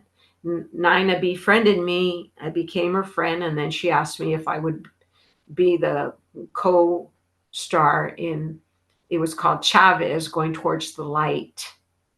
So I did that, and she had a couple of different people portraying Cesar Chavez when we did the run, because the one guy that did Cesar Chavez wasn't available, so she would hire someone else. And one of the Cesar Chavez's, which I didn't know for many years who he was Bobby Figueroa, The the drummer? drummer. The Yeah, Beach the Boys. drummer. Well, when Bobby was Cesar and I was his wife, Helen, in the play, he sang, I sang, we sang to each other. I didn't know who he was. He never peeped a word. And then years later, I found out, oh my God, that's Bobby Figueroa. He was with the Beach Boys. For 20 years or something. Yeah. Yeah. So anyway, so that was cool that happened. So working with Nina again, she knew a lot of people in the business. So the beauty of that is that her name of her production, Gilly, represents, it's Gilly. God, I love you. That's what it means. And one of her missions in life was to bring people together, in a peaceful manner through music. And so that's why she picked to write a musical about Cesar Chavez and his journey, and about Dr. Martin Luther King Jr. and his journey, and the important influence of how gospel music came to be in the United States. Fantastic. So what about Ron Allen and the Swing Kings, another featured vocalist job for you? Ron Allen specialized in music from the 40s. So they were all suited out. I met Ron Allen I worked for three major entertainment agencies from the West Side, West LA. So a lot of the events I did there were, I would say, people of means, just, people who could, for example, have a bar mitzvah for the daughter, and it might have cost them $50,000. They'd fly us. One time they flew me and two other singers to Idaho and to a bar mitzvah, and you easily spend $200,000 on this party. Wow. So it was that's who I was working for in these agencies. So in the agency, I would meet certain individuals, and then the musicians would say, "Hey, let me have your number," because I would meet them on the spot. "Hi, I'm Cui Cui. I'm one of the singers." For one agency, he would hire maybe 4 different singers. One would sing in English, another one would sing in Spanish, another one would sing in Hebrew, and another one would sing in Russian. And we would all be doing the same gig. And we would just take our turns who was singing next. So I was very blessed to meet a lot of fine musicians in those circles. So that's how I met Ron Allen, and he asked me if I would sing with him. Now it says here you made your first CD yesterday, today, and tomorrow, 1999. That was your first really recording, right? First solo recording. I wanted to have an experience to be a recording, a singer who recorded her voice, or a recording artist, if you will. So I would say around in 1985, more or less, I went into the studio and with some of my friends, uh, and we wrote music, a couple of original tunes, and we recorded them and put them away. Maybe about 5 songs, original songs. So I was looking at it as just a compilation of my work where I could use the recordings as a calling card. Well, nothing ever happened with it. The recordings were done. We had the masters. I had the masters. Fast forward, I met Ed Contreras. Mm. Hmm. Mm. So he was recording a lot of people, and he was involved with Jerry Gonzalez at the time. And I shared with her what I was doing, and him, and he said, "Wow, you should do something with what you have. It's already done. It just needs to be tweaked and maybe cleaned up, and you might want to add another song or so." And there were already 10 or 11 songs. So I went back into the recording studio at Fiesta Studios, and he already had like a nucleus of well-known musicians who would go record in there, or he would call them to record for somebody. They needed a guitar player or a percussionist. So the beauty of that experience was I had, for example, a song I wrote called Love and Affection. I had Rudy Salas play a beautiful uh, uh, guitar solo in that song. And then I had another song that I wrote called uh, All Systems Go. And I had his son, David Salas, program it and kind of do a nice, kind of like a hip hop feel, rap hip hop. And then they brought in a rap singer, female vocalist from New Mexico, who was, trying to make it here. So I wrote something and she took my writing and she made it into a rap. So, people like that. Then another song featured Steve Salas on a song called Tengo Sabor. It was a bilingual salsa tune I wrote, and he arranged it. So that was the blessing. Then I had Roland Mendoza play on conga, Ramon Bandaira, all this pool of fine musicians who he brought in to like add to the songs I already had, or we changed them a little bit. And when all that was done, then by that time it was 1999. Okay, now we're getting into 2000, the next millennium. Cui Cui y Conjunto Caliente Band. I was invited by Willie Loya to travel to Bosnia Wow. and Macedonia and what's that called? I want to say I can't pronounce the name. It's not coming to my head, but in that part of the world where it was a war-torn Turkey, that just that whole area. We landed in Germany. Willie put a band together. Joe Rotundi, Eddie Resto, Mike Archuleta, Willie Loya. So Eddie Resto played bass. Joe Rotundi played piano. Mike Archuleta played guitar, and Willie played drums, and I was the vocalist. So we did like they called it a Cinco de Mayo tour for 2 weeks. We traveled to all of the bases and they would either fly us or helicopter us to different bases. And but most of the time we were traveling in a tour bus, and we always had either like jeeps accompanying us for safety. Once in a while there would even be maybe a tank, through certain parts of the area that were war torn. And there were some areas that there was no government.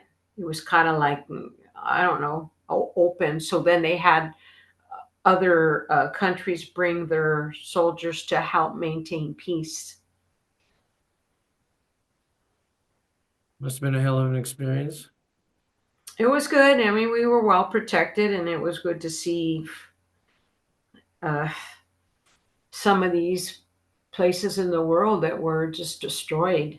And you could see rubbles of tall buildings that were just there in a pile, and people trying to piece their life together.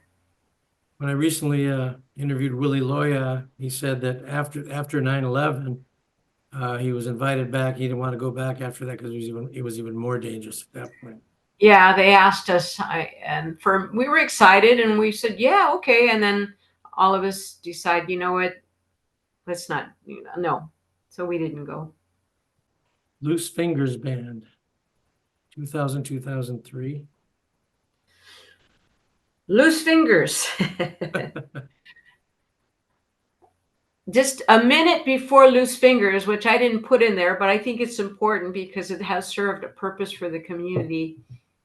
I entered into a karaoke contest from Rudy's LA. Rudy's, Rudy Lopez over there on Pomona and Atlantic. Anyway, Miguel Delgado talked me into entering into a contest. I kept winning.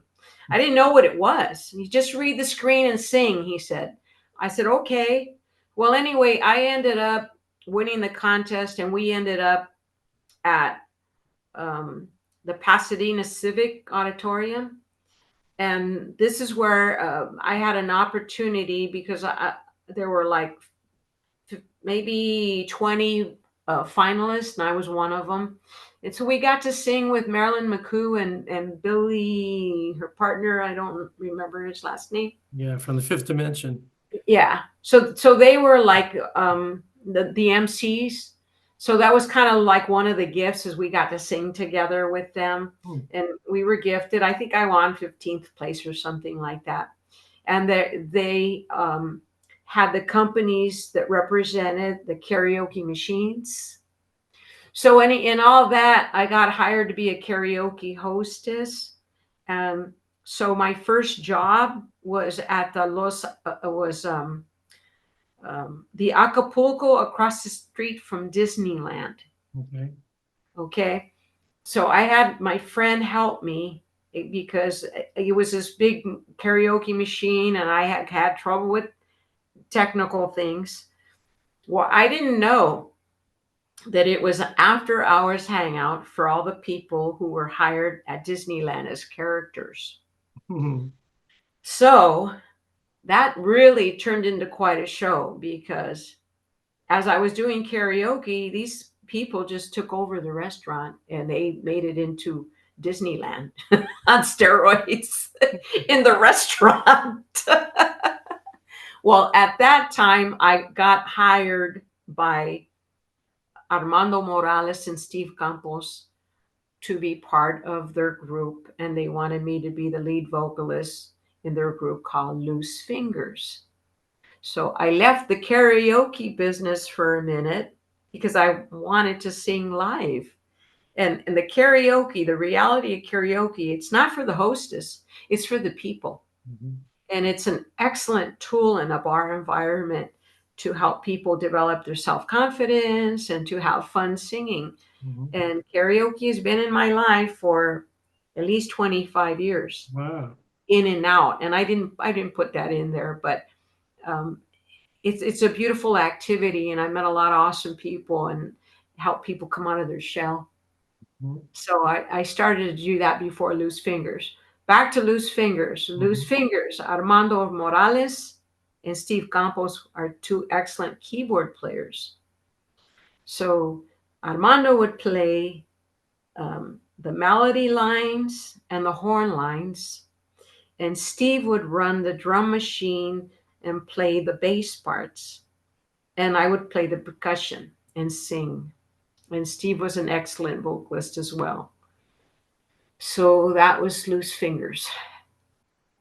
1999 through 2001, The Real Deal, director Nick DeMauro, featured vocalist. Talk about that. The Real Deal was a group of top musicians from the west side of LA. The director was Nick DeMauro. Nick DeMauro was an excellent vocalist, excellent tenor sax player. I met him through the entertainment agencies that I was part of. He had a group called The Real Deal. Each member either also worked with other high caliber celebrities, and on their time off, they would work in the band called The Real Deal. He had 3 front female vocalists. He featured each of them to sing whatever they were their strength. So as time moved forward, he met me through the agencies. He asked me to join them, and I would sing the harmony parts, that he would sing, the band would perform, or I'd back up one of the other singers, or they'd back me up. And my specialty was singing in Spanish. Mm-hmm. The others didn't sing in Spanish, and then I would cross over and sing whatever they were singing. So the beauty of The Real Deal was that it was a real high caliber, we would get very special events from gigs that came from corporate. You paid a lot of money, mm-hmm. Private events. We were all in tuxedos, and we always had these really beautiful gowns that we would wear. When we'd get on stage, we would get funky, and they do the salsa number or the cumbia, whatever I was doing, or the R&B or the funk. It was a lot of fun, and they were excellent musicians. That was a great time for me to just keep honing in and developing my skills on that level. What about Ociolotl, Aztec Dance Group? This was a group that I've been doing Danza Azteca since the 70s, mm-hmm. and I bowed out probably, I would say, maybe 6 years ago, due to just it's real hard on your body and your feet and your bones. So I had to bow out because it just so many years of dancing it. I just knew that it was just time to bow out. But this particular group was under the directorship of my brother, Felipe Rangel, which he had the group for over 20, maybe 27 years.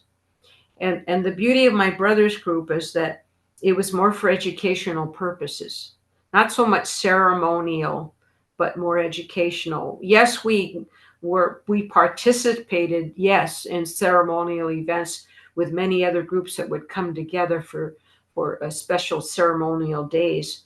But my brother's specialty was that we would go to the universities and or into the schools or the zoo for special events there that were educating the community about our culture and the danza.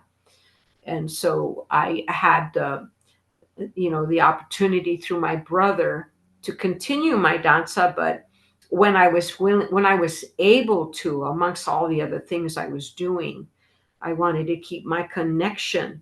I have beautiful trajes or outfits that I made myself and designed myself that, I have put away. I have beautiful headpieces that were brought to me from Mexico City that I would trade something with them. I have one headpiece that must be over 100 years old. Wow. That's hand beaded, and it's in great condition, and I repaired it to fix it. But now in my life, I'm not sure these pieces are not something you give away to the Goodwill. Mm-hmm. They're collector's items that I have, and I'm contemplating who am I going to pass them on to that will respect the Mhm. culture of the danza, the Mhm. society of the danza, and use them in a respectful manner while they're still intact. So I feel that for me it was an honor, and it continues to be that I danced danza azteca and kept the culture alive through the danza. I taught children the danza steps as well, and just performing it for me in my life as a culturalist. It's really important that I'm still here and able to plant the seeds of the beauty and the empowerment and the strength and the dignity that it gives our children to pass on, to give them that soil to continue growing and moving forward in life. 2004 to 2007, Cha-Chas. What's that about? Cha-chas. That was put together by Floyd Rojas, who played the vibes, the vibraphone. So he would incorporate the vibes in Latin music. And, one of the fortes was cha cha and jazz. Mhm. So, Cha-Cha. as far as I understand, there were two groups out there for a while. One was cha cha chaz and then cha chaz. So, I had the opportunity to work with his group, and they were located more in the harbor area, Wilmington, Long Beach. So it was really, and they had some really excellent players that came through that group as well. 2009 to 2022, Los Angeles Mambo All-Star Orchestra. It was a group that was under the direction of Bobby Chavez, who is a trumpet player, and he was trained in the service to orchestrate and conduct big bands. And so one of his loves is to do performance of big band music. And so Bobby Chavez also produced my second CD called Back to Me. He was very instrumental in helping me with that project and original songs there as well. Um, so he came to study at Cal State LA at Cuban rhythms in the ethnomusicology department. And he says it's one of the few in the United States. He's from Texas area, but he traveled the world. His parents were in the service, and then he was. So he traveled the world with the service bands the big bands that he would conduct and write the arrangements for all the different, the orchestra. He was very versatile like that. So when he came to LA, he fell in love with being in LA. He graduated and he continued his work here, and he formed the Los Angeles Mambo All Stars, La Maso. And he asked me if I would be a resident singer along with Candy Sosa. And so I have had the honor and the opportunity to work with him with some of the finest musicians. The band was sometimes up to a 26 piece. Wow. And so it was bilingual. So he gave me the ability to be able to share my work as a bilingual vocalist, and also started to dabble more with my harmonica. Mhm. And so I would, he said, go for it. He goes, I know you're still learning it, but, I want you to share it in front of, audiences. So he encouraged me. I play it for fun, but there's some of it comes pretty natural, like the blues Mhm. comes very natural for me. So, I study a little bit of it.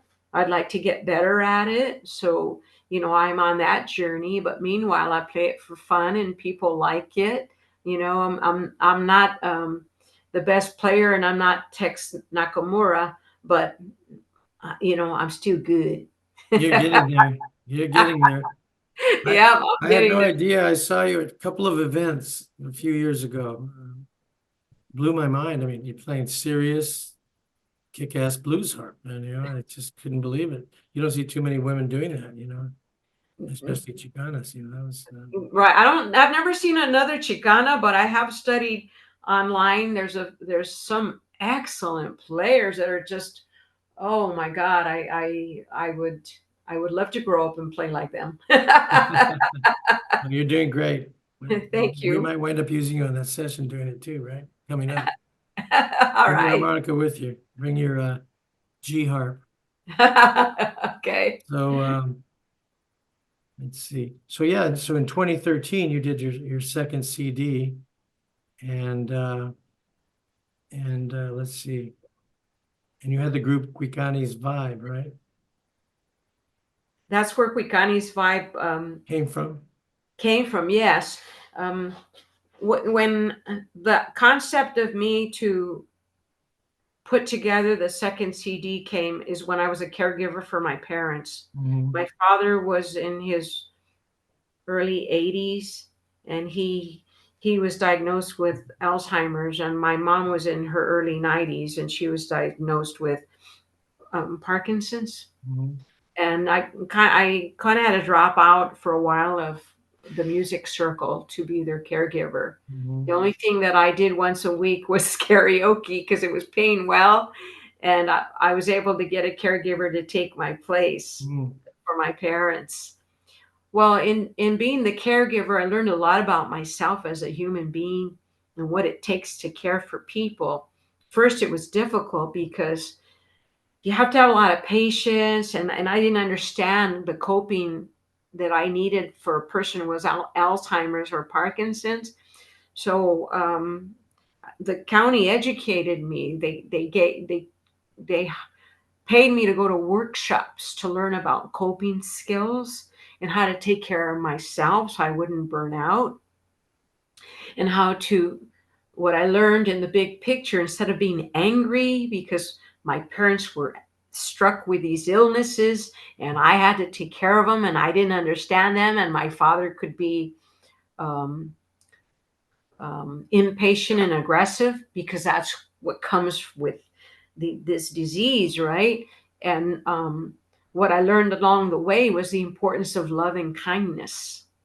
So I pulled it out of myself, and a lot of it came from the training, like the way you speak to people who are ill, the gentleness in your voice, the way you approach them, the way you touch them, the way you your gestures with them. It taught me a lot about the importance of self sharing love with them and self love for me so I wouldn't burn out and be like angry about it.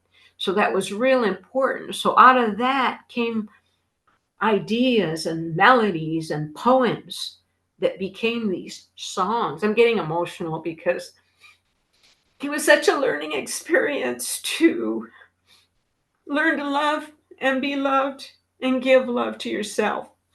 And this came in my music. And I came to the realization that music is a healing force. And in my mission in life as a vocalist, this is what I bring. I bring joy through my songs and my music. I bring healing. I bring love. Mhm. The beauty to share with the world, to bring unity amongst us, to help in the healing of you know what human beings go through in life, the wars and the dysfunction that families have. So it's like a timeout period when I can share songs and sing in celebration, whether it's celebration of life or death. It's helping to heal the heart and soul. Mhm. So this CD was very special because it gave me the opportunity to write music from my experience doing that and sharing it. It was called Back to Me. And around this period, I saw your group Quicani's Vibe perform on Beverly Boulevard at the art gallery. What was it called? Chimayas. Yes, and I happened to be there. I forgot why I was in town at the time. But you had a great group, and you were great, and songs are good. And you had my good friend Lorenzo Martinez Lencho on guitarrón, I believe, or bass. And Yes, he was playing bass. Mhm. I had one or two subs that were not supposed to be there, but the people I hired took on other gigs at the last minute. And so a lot of the rehearsing of the songs, the way that, of course, we envisioned for it to be, wasn't quite there. But the beauty of it was the audience was so kind. Well, no, listen, I was there and I'm a musician and I didn't notice. I mean, it sounded good to me. Thank you. I didn't hear any clams that I noticed, It sounded good. Clam But free. Yeah. you know how we are as artists. Oh, I know perfection. Believe me. The one thing that went bad is what I remember. Yeah. So what was Divinas? Divinas. 2021 to 2024. Divinas. All female acoustic Mexican folk classics, etc. The Divinas came to be. There were three women that were already dedicated to keeping the folk bolero music alive by working together and practice. They were rehearsing together, and I knew Ruth, and I can't pronounce Ruth. I don't remember Ruth's name that she goes by, but she's married to Hector Resendes, who is the DJ for Canto Tropical on KPFK on Saturday nights from 8 to 10, I think it is. Well, Ruth is also a vocalist, guitarist who retired as a teacher. The other guitarist is Becky Castro, who's retired as a teacher, and she started taking her guitar more seriously. So they would work together. They found an awesome bass player, Natalie Fortino, who plays upright bass. And Natalie, so they were already working as a nucleus together. And I got a call from a few people that they were looking for a trio for a wedding or something. And I thought, you know what, it'd be cool to bring the ladies, for me to ask their permission to work together with them for these events. And they said, oh yeah, let's do it. So I started to learn their music, and they learned some of my songs. And I'm more of a lead vocalist than they are. So I ended up, kind of taking that position, as the lead vocalist. So it worked beautifully. And at the time, there was no name for the group. And the people who hired me said, well, what's the name of the group? And I said, well, I'll get back to you on it. So on the spot, what came out of my head was Cui Cui and the Comadres. They didn't really, the women didn't, that's okay. And then I thought, well, this is just for this one event. They want a name, and I can't, can you think of anything? And they said, no, not really. So we chose that name for that event. So then another event or two came up, and they were not happy with the name Comadres, right? Didn't fit, So Hector said, why don't you call yourself Divinas? You're all beautiful women, you're playing your instruments, you all have a lot that you bring, as individuals, which, in his eyes as a man, that's divine. And we all said, okay. So when I work with them, I'm one of the Divinas. You still work with them now? Because it says to 2024. Well, the last gig we did was for Women's History Month at ELAC, East LA College. It was their first year. They launched an event called the Sisterhood Expo. And so this gives a place, a format for entrepreneur women of our community and students to come together and showcase their products. And so they had all these beautiful canopies up, and mostly women. They were selling their beautiful arts and crafts and their business, whatever their business was. And the committee, the foundation, ELAC Foundation, were really wanting to have all-female group. So I got approached. I did a gig for them in December. Somebody knew me from the Chicano Moratorium Committee, and they said, I gave your name if you're available, and I took it, and they really enjoyed my work in December, so they called me back for March, and they said, can you do something but all women? And I said, yes, I have the women that can do it. So we weren't together for almost 2 years because of the COVID. That's the other thing that was part of Yeah. kind of interrupted. So we got together and we rehearsed, and we were able to do 2 sets of music for the Sisterhood Expo. Well, lastly, we have Cui Cui y sus compas, all styles of music, it says.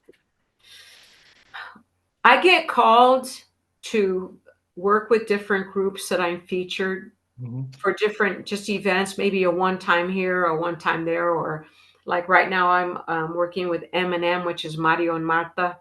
Mario Delgado is an excellent guitarist, and Marta Morales is an excellent vocalist. She's on a hiatus, so I'm taking her place with M&M. They do a residency at a place called Noah's, no, something like that. I don't know, some Nanos Cafe. Anyway, so as I get called to do events from them, now I'm getting called. Cui Cui, we want you. What can you bring music? Sure. So who do I call on? Are my musician brothers? Because there's, I know the Divinas, we specialize in one area, but with these other calls I get, they want the mix of what I do. I'm diverse with my musical styles. So I handpick the musicians since they're all guys. Then I just put it together. Cui Cui, sus compas, my compadres, I call them. And I could technically, if I wanted, I could revive Califas again, but I haven't really crossed that bridge right now. We got so much awesome feedback from an event we did. Yes, let's talk about that. It just happened this last weekend. Yes, for a Marcos Loya fundraiser. It was fantastic. It was just so uplifting and so successful. And it was a ballroom full of probably the most talent you can find in LA County from the Chicano cream of the crop of actors and musicians. It was Name fantastic. some of the people that were there, and it was Paul Rodriguez was the MC. Paul was the MC. The other MC was Richard Montoya from Culture Clash. There were actors there such as Richard Iniguez, Mike Gomez, Kiki Enrique Castillo, Val Hernandez, Evelina Fernandez, Jose Luis Venezuela. He's more of a director, producer of theater. Sal Lopez, Urbani Lopez, his wife, who's also a well-known dancer, and many others that in my head I can't, in terms of the actors. Poncho Sanchez came out, Son Mayor, Los Rock Angels, Los Dados, Trio del Alma, of course Califas, George Dez and his more blues style group. Nancy Sanchez came out, played her guitar and sang, excellent vocalist. I hope I'm not forgetting anybody. I mean, it was just a cast of awesome talent. I wanted to attend, but I had a gig that I couldn't get out of. I couldn't get a sub, so I couldn't make it, but I heard all about it. My friend Tony Reyes videotaped the event, so there will be footage.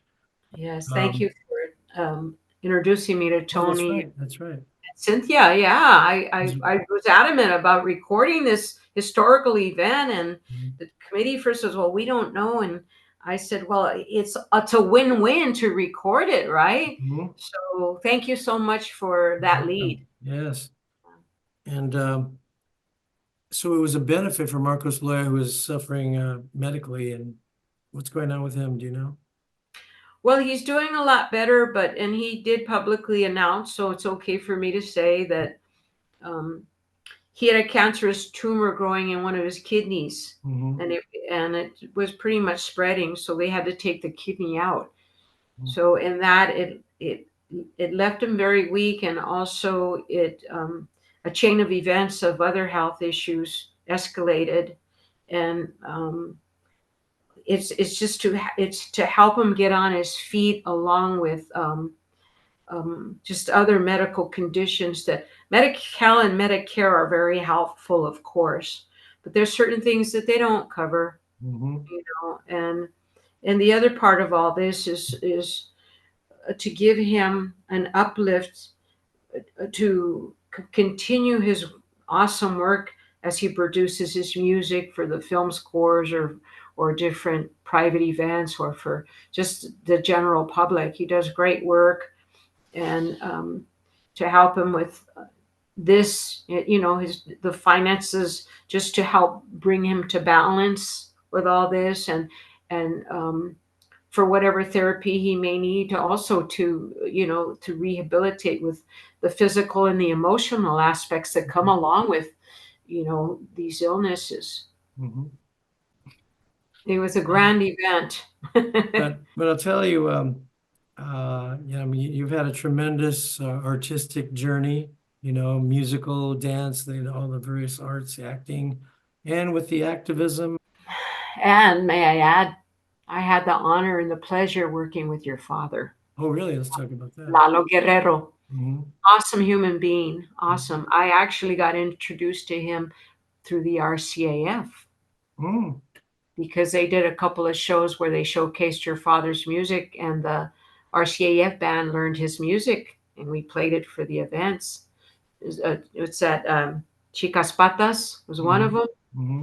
And then I sang Nunca Jamás for Mm-hmm. another show that Miguel Delgado produced. Mm-hmm. I sang what's the one, the Mexicana, Canción Canción Mexicana. Yeah, I sang that, and it was an honor. And then I worked with your father for an event that Willie Loya produced for the person Antonio Villa, who was running at the time, and your father was he was like the main featured artist. So I was able to be in the band when your father came out to share some of his music. Oh, and that was in the 70s. It was the RCAF, right? So he must have been he was young then, probably Yeah, in his 50s yeah, or something. yeah. When because I mean, your father's legendary. He's an institution, and Mm-hmm. in our world, as the Chicano community, Mm-hmm. you knew and of the veteranos. Like my parents, my mom. I think, when was your father born? In 1916. My mother too. Oh, really? See, so they attended the ballrooms when your father had his club, right, in LA. Right. That was in the 60s, yeah. Yeah, so they would attend, and they knew him. And there was when Willie did this production downtown LA, the band came and rehearsed here in my home, and your father came, and I introduced him to my mom. And my father wasn't available, but it was just really neat for me to have the pleasure of not only working with your father, but him coming to my home. I think he signed something for me, but my mom also, like it was an exciting little moment because of the history of your father through Mm-hmm. his music. So I just want you to know that was a highlight in my life as well. Oh, good to hear. So, thank you for doing this. Absolutely. I'm just really thrilled and honored that you asked me to be part of this series. As I said to you before, that your series are so absolutely important in our documentation of our work, Yeah, and because they're going to live on longer than us. that's right. And for me, that's real important, that we continue to share all of this good work, and our seeds, and how we inspire our communities through our music, and educate, and advocate, and all those levels of what our community continues to need to be empowered with. Thank you, Mark, for including me. My pleasure. It was great. Appreciate that. So see you next time. Look forward to it. And I'll see you at the studio soon, probably in a week or two. Okay. And as we say in Nahuatl, Tlazo Kamati, which means thank you. Bye-bye. Adios. Adios. Good night. Ta-ta. See you later. Bye-bye. Okay. I'm going to hit this button here. Get ready. Peace out. Out.